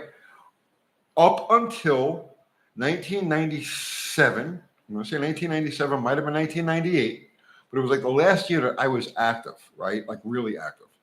We were using, in the top fuel cars, we were using Super Mag 5s, okay? Which is a 5-amp magneto. And what was it that we were using to trigger this 5-amp, 60,000 volt ignition system? Do you want to guess? Mr. Whoever it is that's asking me about, do I think points are as good as electronic?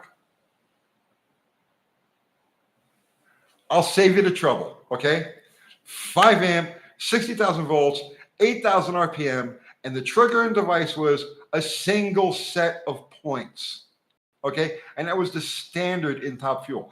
Single point got us over the 300 mile an hour barrier and got us under into the force, okay? Single point distributor or magneto.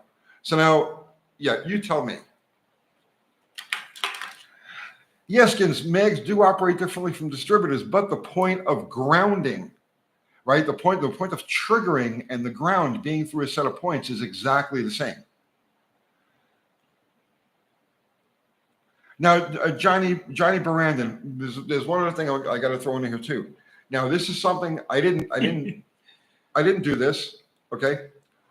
And I did a video on this, and you can search a video on this, and you can actually find the original source material online if you go look for it right now, okay? Carcraft magazine back in the late 1980s did a dyno shootout, an ignition dyno shootout, okay? And they used, it was a stock single point Chevy distributor versus a stock HEI distributor versus a hot rod state-of-the-art HEI distributor. So they took these three distributors, these three different ignition systems, and they put them on the same engine on the same day on the same dyno. And they ran all three back to back. Do you want to know which one made the most horsepower at the highest RPM? Because it wasn't either of the HEIs. It was the stock single point distributor. That wasn't me. That was Carcraft. And it was a dyno test. So take that for what it's worth. The one time they weren't selling something. They were trying to sell the hot rod HEI, but it failed. failed. One, but it didn't do as good as the single point distributor.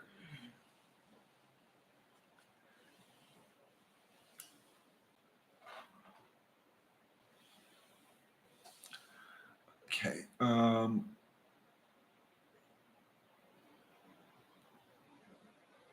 Let's see. Again, saying the bigger mag let them run a heavier load of fuel. I got out of it, bro. One of the reasons I got out of it, for many reasons, but I got out of it just as the 44-amp mags were coming in, and then that was like the end. Okay, because that was 20 grand for a set of magnetos.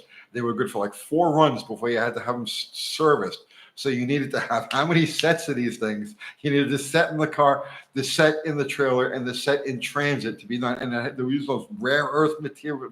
It was absolute insanity. The magnetos drove all the little guys out.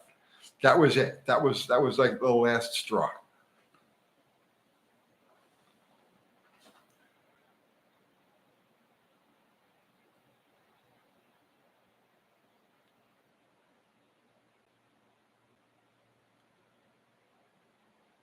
That's right. You're right. You're right, Genza. Super Meg X. That's right. You're right. I forgot about that. Mm-hmm.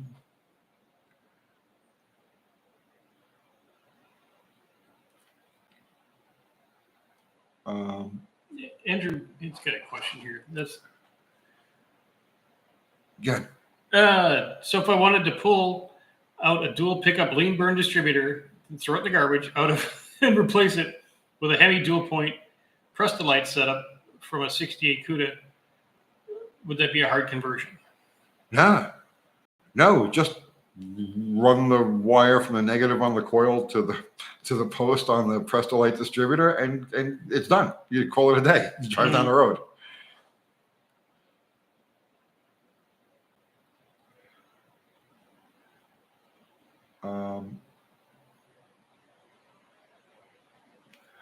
Chevy Hemi, will iridium plugs burn out a coil? That's a good question. I don't know. Here's a good question. What's the worst car you ever had? Yeah, that question comes up, and it's subjective. It just depends on what is, how do you really define the worst car? Mm-hmm. You know, like just now, immediately, I had a Plymouth Caravelle that comes to mind. Oh, God. That I despised. I hated that car. I had it for a couple of weeks, which was a long time for me to have a car back in the day. Mm-hmm. But it was like in between like better cars, and I remember hating that thing. And it always had issues, electrical issues. Body control module was the first like Chrysler use of a body control module, and it was always freaking out. Okay. I don't know, if I have a car that I don't like, it's gone like the day that I don't like it. So it doesn't really, you know what I mean? It doesn't really compute. I don't know. I haven't hated, because when you're driving a $500,000 junk, it's you know what you got. So if it gives you a little hassle, okay. But if something's supposed to be nice and it's garbage. Yes, the factories abandoned cars by points by 74. They didn't do it to make cars worse. No, I agree. And it's not that I'm down on electronic ignition. And as I said in that video that I did a couple of days ago, I have a couple of electronic ignition in a few of my cars. It's fine. I've been working with electronic ignition since I'm a freaking teenager. I don't have any problem with it. My problem is with the aftermarket systems.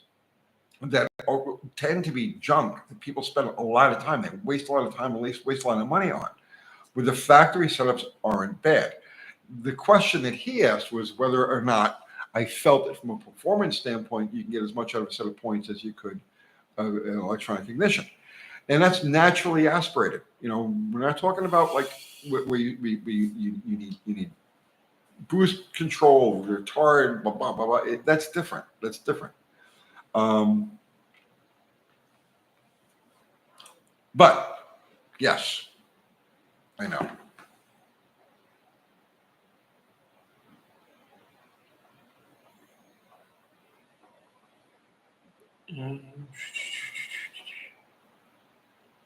Now they're all talking about their junk, and Cavalier comes up a lot.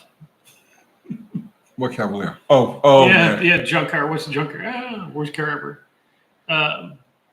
Rusty pliers. Can I flush a 727? You better have a big toilet. Big toilet. Big toilet.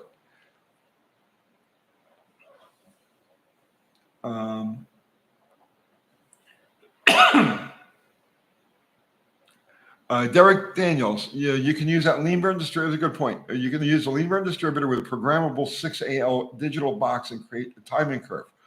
There you go. Look up SK-MFX small block on PHR Engine Masters. Okay, didn't even occur to me to say that. Yes.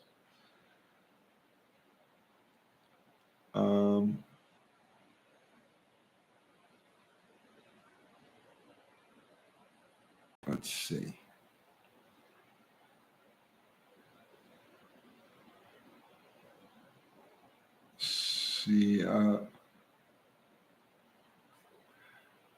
Andrew Button, did the Dodge was a Plymouth Caravel have a toilet type flusher knob on the Ultra Shifter? Yes, he did mean a transmission flush, and yes, you can. Yes.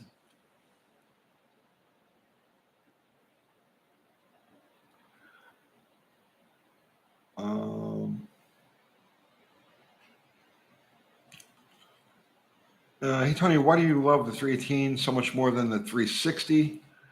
It's not that I love it more. It's just the 318 is very underrated. And inch for inch, pound for pound, there really isn't a huge difference between the 318 and the 360. The convenience of the internally balanced 318, be able to swap it around, not worry about weights on a torque converter or a flywheel, gives it a real advantage. And the fact that you can get them for free gives it a real advantage. People give them to you. People literally give them to you. And if you're like me, and let's say, like for instance, with Bottle Rocket, the whole point of that was to use shit and just run it to the ragged edge, blow it up, not worry about it, throw another one in. What's better than a 318? So I just became very fond of those engines over time. Raining Slant 6. Thank you for the super chat. Okay. Number 1 main oils 1 rod and chamfer to chain. 2 main oils 2 and 3 rods. 3 main bleeds to thrust bearing faces, and 4 and 5 rods. Oil through number 4 cam journal and up to rocker taps off upstream. Number 4 that feeds with number 6 rod. Shouldn't it have different size holes? Okay, I know what you're going with that.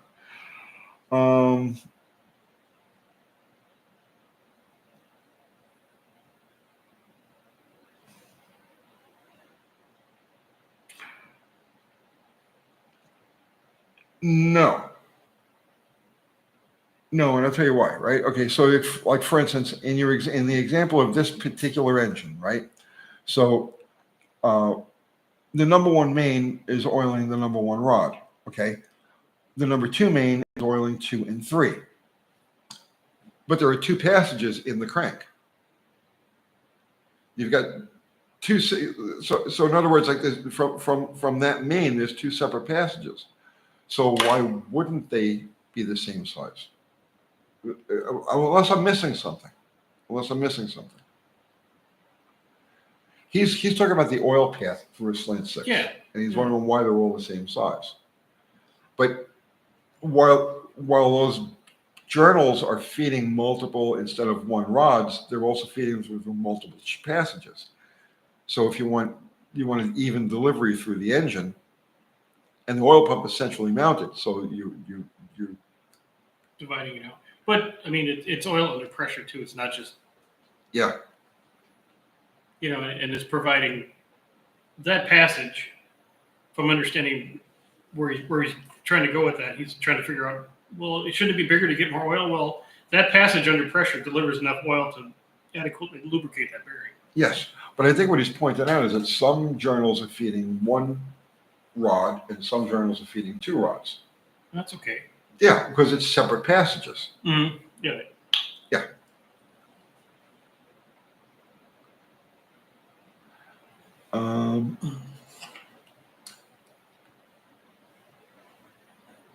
Let's see.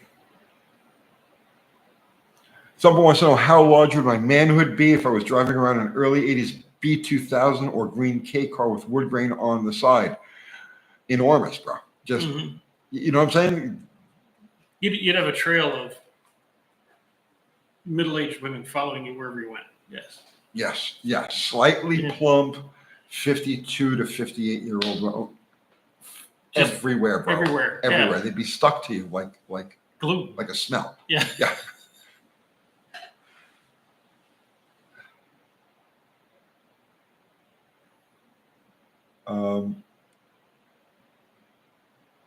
Takes courage to run that. Yes, it does.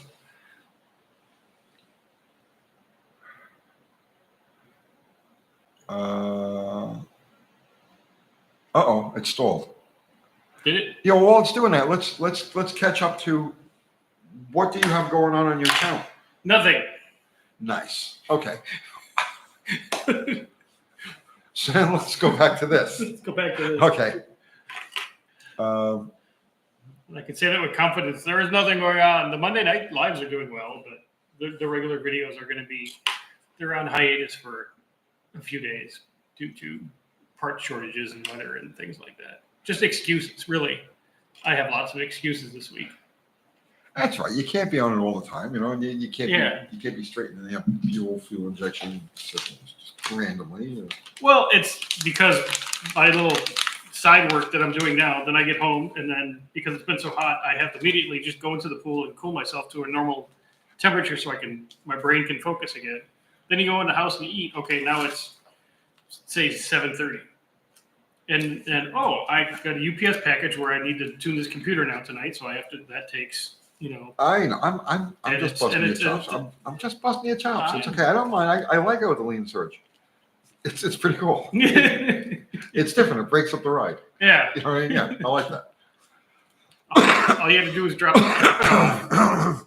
I've made room under the Ranger. Put the Ranger up in the air on the left. And put the fuel right underneath there. Okay. It's all swept up, ready to go. Well, I want to watch you do it. I want to learn how to do it. And I want to. Okay.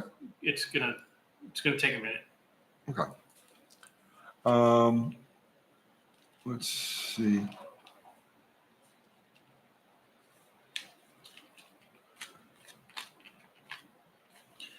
Rusty Players. What model cam do you recommend for a 318? I have a Holly 1850, and we'll use it for daily driving. I would say like that 340 replica cam that I used in Richard. Yeah, like a torque cam for that motor, which is really what you're looking for a daily driver, would be the okay. And I don't remember what the numbers are It's a off the 440. top of my head. It's a 440. Well, that's a 360 cam. Okay. But what I was going to recommend, right, is the 1968 340 4-speed cam. Oh, it's all animal. Slightly. Yeah, it's a little bit hotter because the 68 they had a 4-speed cam and an automatic cam. Mm-hmm. A 4-speed cam, and I don't remember the numbers off the top of my head, is like the go-to cam for like really mild street performance. 318, 340, even 273s even. So, but the one he's talking about, which is just the stock it's the 1968 and up 340 automatic, and it's the same profile they use on 360s right up until ever. Yeah. Order a 360 cam. Just get a 360 cam. And yeah, stock converter will be fine, and it'll drive nice, and you'll wake it up a little bit. Daily driver, exactly. If you if you want something a little bit warmer than that, I live with one of these cams for a little while, and actually it was a great cam. I had it in a 273. Is look at the Hughes Whiplash, which is a really nice cam. It's a sweet cam, and it's ground way up. It's like ground with like 7 degrees advance in it. I don't remember the specs exactly, but it's got a great sound. It's really punchy, and it gives you some decent bottom end. So there's lots of different options. Yeah.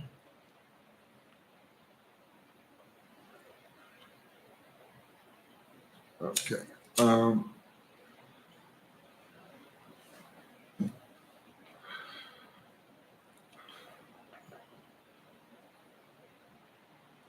And Jens is saying, don't get a flat tappet cam, get a roller. There are no good tablets available.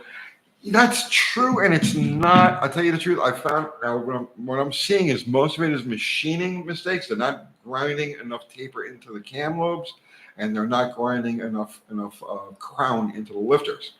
So it's not. Although I did have one that was a bad heat treat. I know it was a bad heat treat because I could see the discoloration on the cam, but.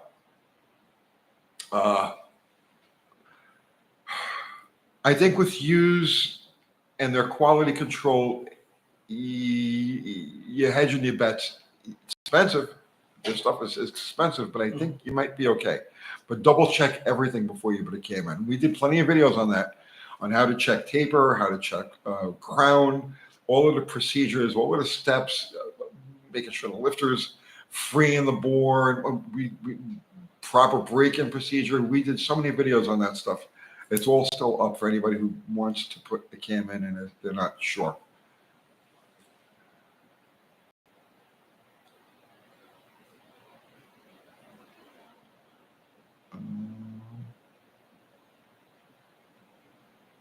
Yeah.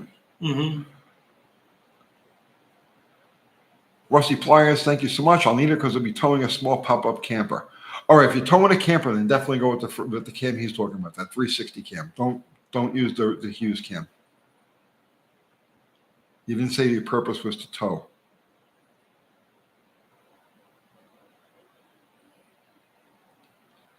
And it froze up again. It's like just nobody wants to talk to us. No. I want to have that other Wednesday night Tech Talk Live show is doing.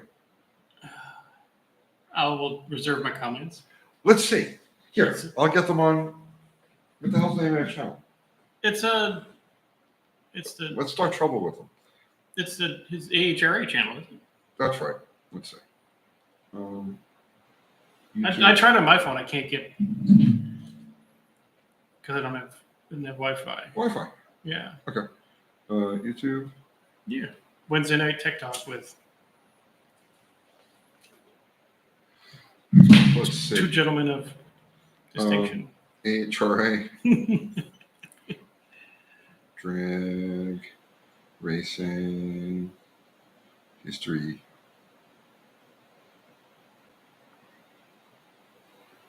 There it is. Okay. Mm-hmm. Oh, look, there's me. Oh, wow. There's me. It's a weird life. It's a strange life, man. Wait, can you go to the channel and get what's happening? I'm trying to. Is that the channel? That's not the channel. No, he must not be. I don't know. Is it on Mr. Rotter's Neighborhood? I don't know. Let's see. Wait, let's click on this. And then, well, you got to, I'll do this. You got to keep them busy. We're ignoring our. Yeah, we're having fun. Cordoba was a B body, really nice cars. They don't get the credit much better than the M body that it supplanted. Ooh. Well, good luck getting to this channel. Richard Scott, good evening. It's yeah, we know who it is. Well, Corinthian leather with danger to manifold issues. Look what they call theirs. Wednesday night Tech Talk Live. Wow. Isn't that crazy? Click on it. Your viewer 51. Wow. Oh, geez. Well, we only have what? We really don't have anybody in there tonight. No. Let's see. That looks entertaining. Yeah. Nah. Nah. Racer X is also doing a live. What is your opinion of torque converters in light cars? Yes. Yes. Yeah. I have a good question that somewhat stumped Jamie. Okay, Richard, hit it with us. So, opinion on torque converters in light cars, it takes more punch to work a converter in a light car, which I really found out the hard way with the Plan Z Slant, because it's a very loose converter, but the motor didn't have enough oomph to work it against such a light car, and so no load. no load. So that's where you run into a tricky proposition, and that's where at that point I was like, okay, I see where I've got a brick wall here, and my choice to pursue it is, because I could have trans braked it, but my choice to pursue that is to go with a stick, and I'm going to use a different car for it. So it's not dead. I still have the motor and all the important parts for it. But the problem with a light car with a loose converter is it takes a ton of instant punch to make it work. So lots of sudden torque or a trans brake. Right. Jeff Hutchins, completely underrated. Dark Dart, have you watched Garling Southdowner's 810 Dogfights versus Everything videos? Yes, I watch all of his videos. Who is that now? Garling Sidewinder. It's make-believe jet planes fighting each other with missiles and bullets. Yeah, it's a lot of fun. That's what I would be doing all day if I had unlimited funds. Let's see.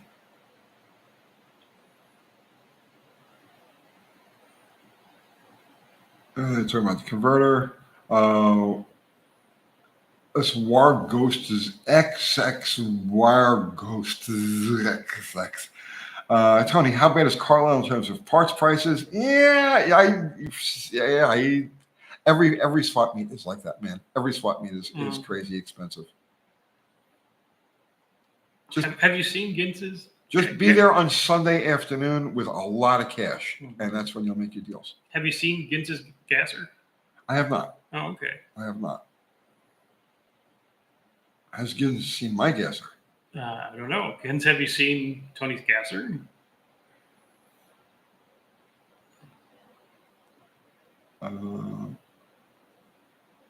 Let's see.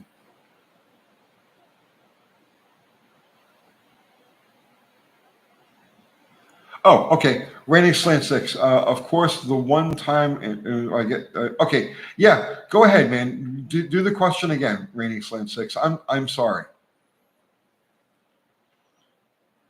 Of course, you see. I bet your mine is slower than yours. Mm-hmm.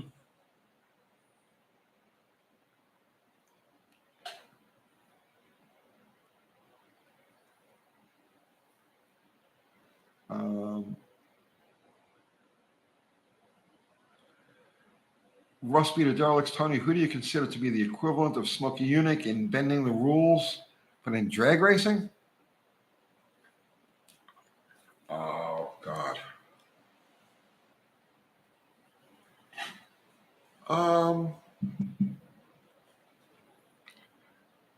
Contemporary, I couldn't really answer, but the only person that really comes to mind is Sneaky Pete Robinson. Creative rules interpretation.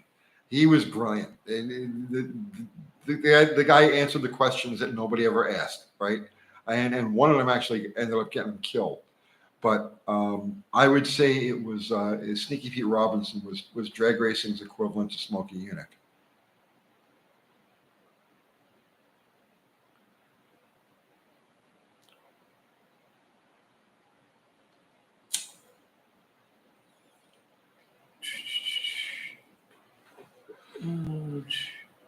When building an anti-wrap bar, is it the rule of thumb to the shackle length or angle at normal ride height?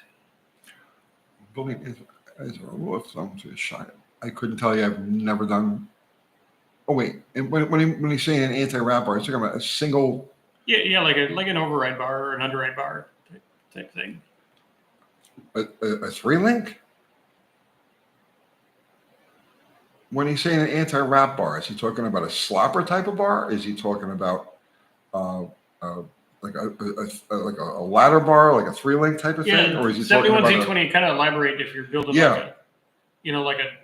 like a torque master arm or yeah, you got to be like that. specific about that. Yeah.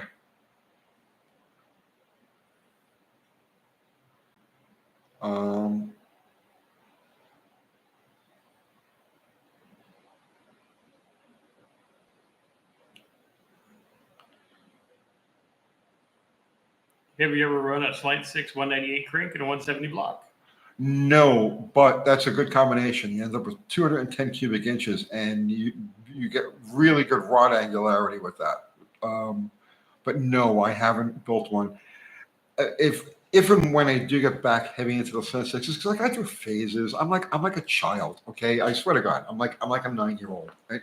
So if and when like I get back into look, it's the truth. You know, well, I'm right there with you. You know, if I'm not, one month I'm flying model airplanes, and the next I sell them all, and then I got go karts, and then all of a sudden, I have this turbo fucking built, and then I got, if my brain could stay on one path, I'd have awesome stuff. But it's, it runs its course and it says fuck it, and everything's going, and you start over with something completely silly. Exactly. Mm-hmm. So that's why I went with the Slant 6s, but that is a combination I would really like to build. Okay, single 3-link, 2 are fixed at the axle, the 3rd at the trans output general location. So like a... What was that now? 71 Z28. Okay. The 3-link, 2 are fixed at the axle. Okay, that's a 3-link. Yeah. That's okay. Those are set at ride height. Okay, so here's what you need to know about that, right? They're set at stock height, but with the driver's weight in the car. And that's an important thing. It has to be neutraled out. So you make your adjustments from the driver's side, right? So cars in neutral, right? I mean, car's got a neutral attitude. The front link on the passenger side is bolted in place, and you're making your adjustments from the driver's side with the driver's weight. No, it's the opposite. It's been a long time. Stuff gets backwards in the brain. Yeah. Yes. So you're going to set the driver's side at the pinion angle that you want to end up with. Okay, and so it's going to be neutraled out with the car sitting level, no load in it, and the height is going to be where you've got your pinion angle, right? Where you want your pinion angle to be. Then with the driver's weight in the car, you go and adjust the opposite side, the passenger side of the car, so that it's neutral. So that you'll be able to pull the bolt in and out, right? So you're gonna adjust your adjustment to where you can pull the bolt in and out without any resistance, and that's where you lock that down. But that has to be with, like I said, level ground. The one side set at the pinion angle that you want, and then the driver's weight in the car. Did I get that right? It's been 30 years since I set up. Sounds right.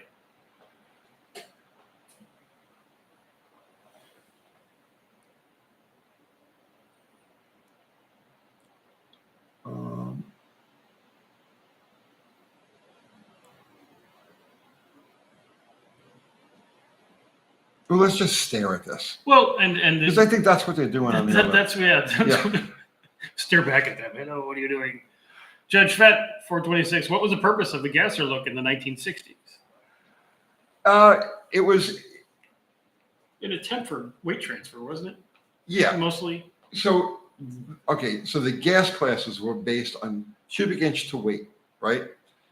And the engines were small, like generally speaking. They were in the 300 cubic inch, 350 cubic inch, like an A gas car would be like a 390 cubic inch motor, right? At 3,200 pounds, 3,300 pounds, thereabouts. They had small engines. And so because there wasn't a lot of low end torque available to those engines, they had to leave at a higher RPM.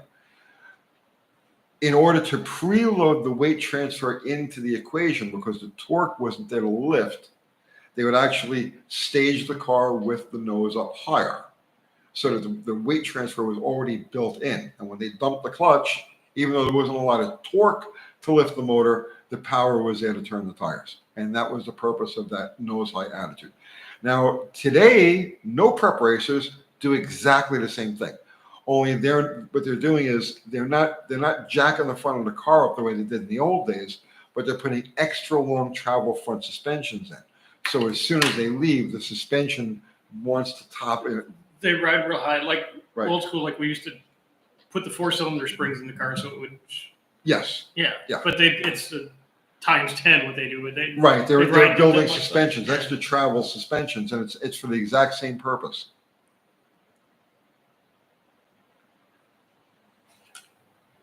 You don't have, well, okay, the no prep cars have an abundance of torque, but they don't have the traction. So if you poured all of that torque in instantly to get the front end loosened up and get the weight transferred back, you'd never hook. So what they do is they bring the torque in slowly and let the suspension rise and transfer the weight back. Dr. Art, you've seen Habitual Line Crosser? I got him to say something for me regarding my latest build. I have not. But have you seen Drain Addicts? You mentioned that before, Yeah. and I haven't gone. Okay. I haven't gone to go see those.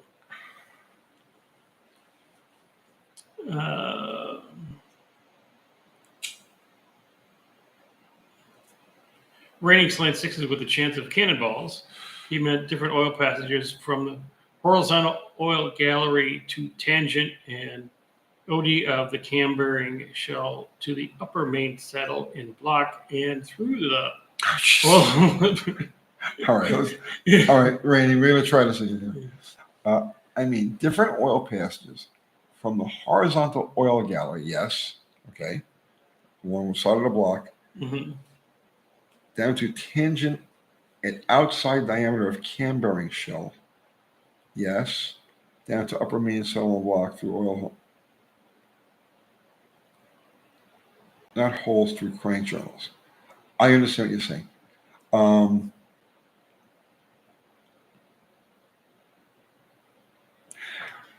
So the thing with those engines, if I'm understanding what you're saying, the thing with those engines is with that centrally mounted oil pump, I don't really think there would be any advantage. So number 6 is always the one. I'm sorry, number 5. Number 5 is always one that has a failure on those.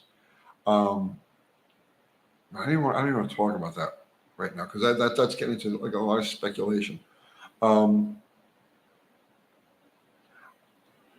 Honestly, it's probably just an extra machining process that wasn't necessary to make the holes. So I know what you're saying. You've got the pump in the center. Then why wouldn't the holes to the outboard on the outboard line? So you got the oil galley that runs along the outside of the block. Why wouldn't the holes on the outside be larger to compensate for the lower pressure available there, or the bleed that's going to happen at the closer units? But I don't think I think there's such an abundance of oil available from that center of the block, and that oil galley is so nicely laid out. I don't think it's necessary.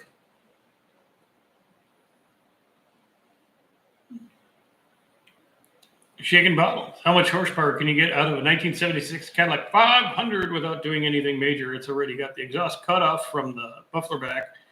So that's done already. No emissions problems here in Kansas. Without anything major, hit it with a 100 shot. Yeah. Yeah. That's the easiest thing to do. You won't have to change timing. You won't have to do anything. Hook you up a 100 shot to it, and it'll probably give you 100 and with that much cubic inches, 130 horsepower. It'll make a big difference. Mark Suave, I've been considering Caltrax for my 72Z28. Is it worth it without going to the split monoleafs? See, Mopars, now my buddy Dave LeClaire had a super stock D automatic Belvedere. Hemi Belvedere, and he tried to split monoleafs with that. He tried all different setups, and we found ultimately that going back to just the factory Superstock spring was the hot setup for that car. But remember, that's an asymmetrical spring. On your Camaro, that's different. You've got a symmetrical spring, and every well set up Camaro, and I said it's generically, leaf spring GM car with calc tracks all have the split monoleaf. So I would say just going by observation, if it didn't work, people wouldn't use it. So I would say, yeah, calc tracks on the split monoleaf on the Camaro. Joseph Meditucci, Tony would rule no prep right up his alley. Dude, if I was 30 years younger, I would be out there with a vengeance. Okay. I love it. I love what they're doing. But honestly, at this stage of my life, I love watching it on the television. Yeah. You know what I'm saying? You got some popcorn, you got a nice drink. Yeah. You can stop it. Yeah. Go to the bathroom. And, yeah. Gins will tell you, I spent my decade running back and forth around the country and not sleeping for days at a time. And I did it. I did it. And I have no desire to go back and do it again.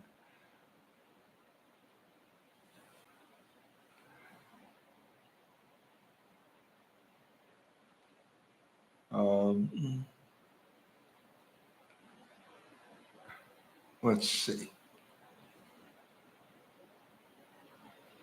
Richard Scott, if you put the left rocker shaft on backwards, but have the roller rockers on the shaft, it'll be okay. Oh, you're talking about the small block with little notch? Yeah, don't worry about it. Do not worry about that. Just don't put them on upside down. Don't put them on upside down, but you can. Back and forth. You just line up your rockers with the right springs and the right spacers. Yeah, that's fine.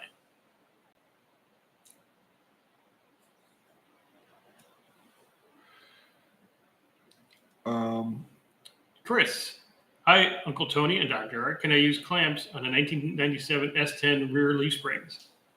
Yes, but front of the axle. No. That's only for an asymmetrical. Oh, okay. So he's got symmetrical spring. Right. So what I found, what I learned recently, because now I'm screwing around with some stuff with the Jeep. Is this directly from the Jeep? Right, directly from the Jeep. Just literal current knowledge, current learning. Okay. On a symmetrical rear end, like you're going to have on or spring that you have on an S10, it's important to keep the rear end clamped as well. The two completely different disciplines. Asymmetrical, like a traditional Mopar, A body, B body, C body, E body, all of those, right?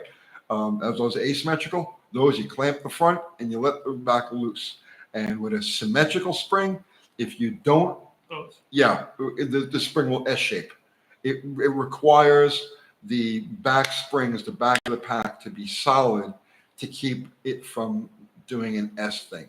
And when I really looked at it, one of the things that occurred to me, and I did it after I clamped the reclamped the back springs on the Jeep, is that one of the rear clamps should be immediately behind the axle. Okay. Now, listen to me, right? Don't ask me how I determined this, because I frankly don't know. Other than I laid under the car, I laid under the Jeep for a good hour, okay, and played with all the different angles, looking at all the different possible dynamics, things that could happen to keep it from going S-shaped. And one of the things that occurred to me right then and there while I was under there is that a spring, a clamp immediately behind the axle, and then one for each additional spring where it cuts off is the ideal setup for that.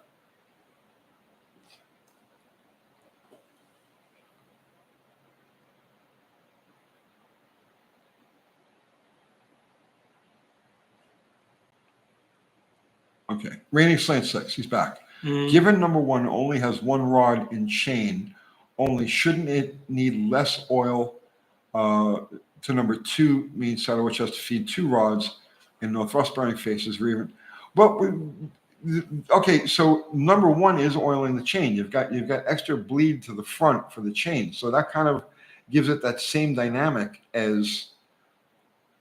Think about it. What you're saying, right? Number one has number 6 would have the least need for oil because it's only feeding one journal and there's no designed bleed out. Where number 1 is designed to bleed out and oil the chain. So honestly, rating Slant 6, I think you're overthinking it. I've never heard of an issue where somebody has to modify. There are oiling problems with those engines, but distribution through the factory passages is not one of them. I think you might be overthinking stuff.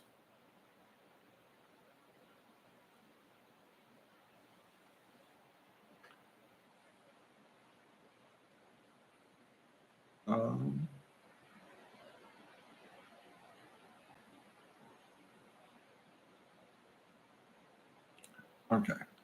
William Stamper. Leaf spring clamps work on 1,100 foot-pound diesel Chevrolets. Ask me how I know. So there you go. You're just raining spiders in here today. There's a lot of spiders. I know. There's one over there. There's one there. There's one. Yeah, it's like Halloween Town in here. I know. I don't have a heart to kill them. They're not doing anything. They're just going to starve. I know, but there's a lot of them. It's kind of freaking me out. Firefly, the Mopar secret, the asymmetrical leaf spring. Look, Ma, no traction bars.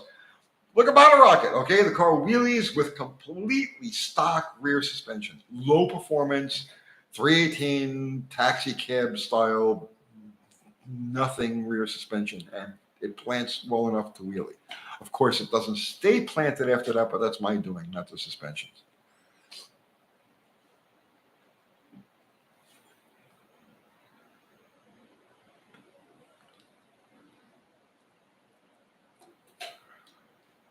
And then Fubar just put up the link to your channel again. Your amazing channel. Yes. Which much better stuff than I have. So if you guys like my channel and you want better than my channel, you go over to Dr. Arts and he's got me covered. And watch it, say, 650,000 times in the next 4 days. And I'll be golden. Just put it on repeat. Just everyone on repeat, all your family on repeat, the whole thing. Just so you know. The other night, we took Winnie to the dog, to the agility training, and I had the other 3 at the house, and I put you on, and so that my. Did you put, now, like I've told you this before, did you put on the dog calming video? No, I put on your live. Oh, and that'll put him right to sleep. I didn't watch it. But my dogs did. Yes. Yeah, as long as somebody did.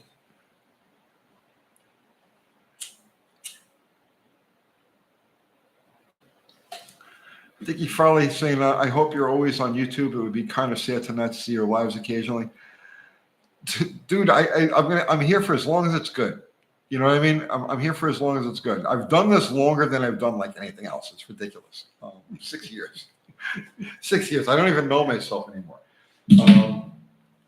Yeah, it's like the last job. It was like, they're like 11 and a half years. I'm like, who are you?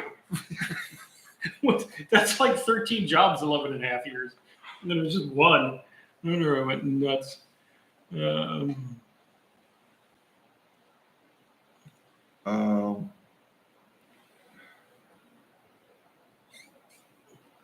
we're on spiders falling out of the ceiling. I got a lot of spiders here, I got to tell you. But you know what? They're just trying to make their way through life the way we are. Yeah, you know what I mean? As long as you're not biting me, you bite me, you're dead, right? But they're just cruising around looking for food and maybe a little lady spider to have some fun with. And they're just trying to find their way through the same realm that we are. Mark Swava says he'd like to start a YouTube channel, but I lack in content. Dude, I ran out of content years ago. I've been faking it ever since. Right. Just whatever the shit you do during the day, just film it. Somebody will get into it after a while. Just keep going. Judge Fett 426, collapse of civilization scenario. You can only pick one of 2 engines, 225 Slant 6 or 4.0. I'll take the Jeep motor. I will take the Jeep motor.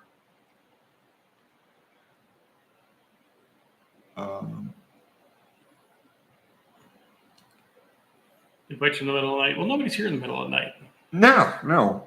Actually, you know what? This is like the first shop I've ever been in that I didn't work like late at night. Well, maybe it's just because I've only been here for like 6 months, but and I've been on the late. Oh God, the last couple of months I've just been lazy. I mean, I just look at things. It's like, I know I got to work on that, but I'm going to do this instead. And then the weather turned and motorcycles, and it's just like, oh, screw all of this. This is the first shop that I've ever been in that I haven't really worked like a late night in yet. So.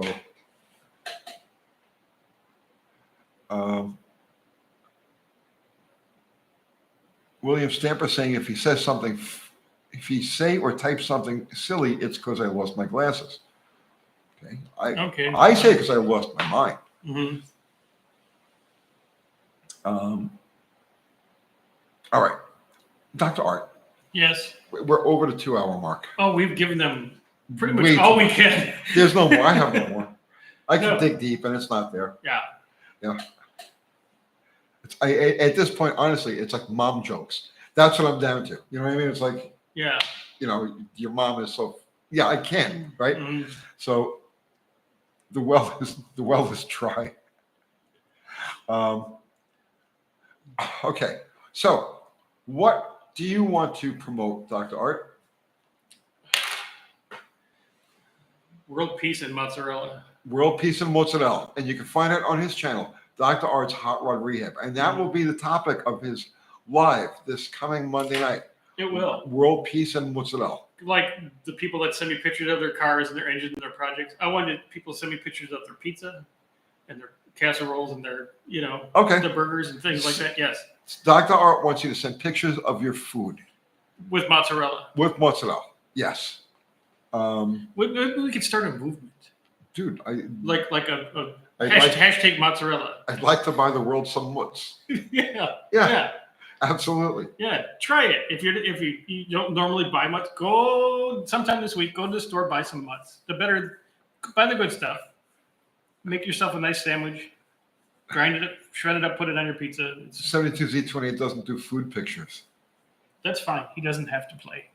Yes, you get left out, bro. You get left out. All right. So, what do you have coming up this week, sir? Zero. I have absolutely nothing that's video worthy. I mean, I'm being perfectly honest with you. Maybe something will pop up tomorrow morning. I don't know. But as of right now, it's a blank slate. I think I'm probably just going to take the rest of this month off. Okay. It was like 4 days left. 3 days. I may have, if I get it shipped to me by the end of the month, I may have a 3.9 Dodge V6 JTEC tuning video. Nice. Okay. Because, that would be the only one on YouTube. Really? Yes. The exclusive 3.9 JTEC tuning video and he's got, the problem is, it's Durango. It's his kick around car. He's put the bigger throttle body on it from the V8 and the headers, but it's still a dog. I'm like, I can take care of that. All right. We'll see you work your magic. Yeah. So, was John Force mentioned? Yeah, he came up before. I think he'll be fine. He's probably just pissed off that he's stuck in a hospital bed right now. They get somebody in there to shine his teeth up, and he'll be just fine. All right. So that's it, guys. Everybody contributed Super Chat. Thank you so much. It's never expected, but always appreciated. Everybody contributed with your presence and your conversation. Thank you equally. You guys are awesome. If it wasn't for you, we wouldn't be able to do this stuff. Anything. Yeah. No, honestly, man. Eternal gratitude from us. Our fantastic mods, Zero, Fubar. In no particular order. I love these guys. Zero, Fubar, Mexican Spec, and Ari is here in spirit. Ari comes and goes. But guys, thank you so much. And that's it. That's it. Yeah, I'm just gonna cruise through the unless something really interesting pops up. I think I'm just gonna cruise through the rest of this month. Dude, I'm doing this for 6 years. I'm doing between 3 and 5 videos a week in 2 lives every single week without fail, without break for 6 years. Mm-hmm. Yeah, take a second. And unless something pops up like it was missing the bearing. Shut up. Well, Yeah. that's what I'm saying. It's like some of these videos just absolutely like throw They themselves they at you. deserve. They're Yeah. self-made content. Yeah. So, and OC Motivator gave me a really nice shout out on his last video.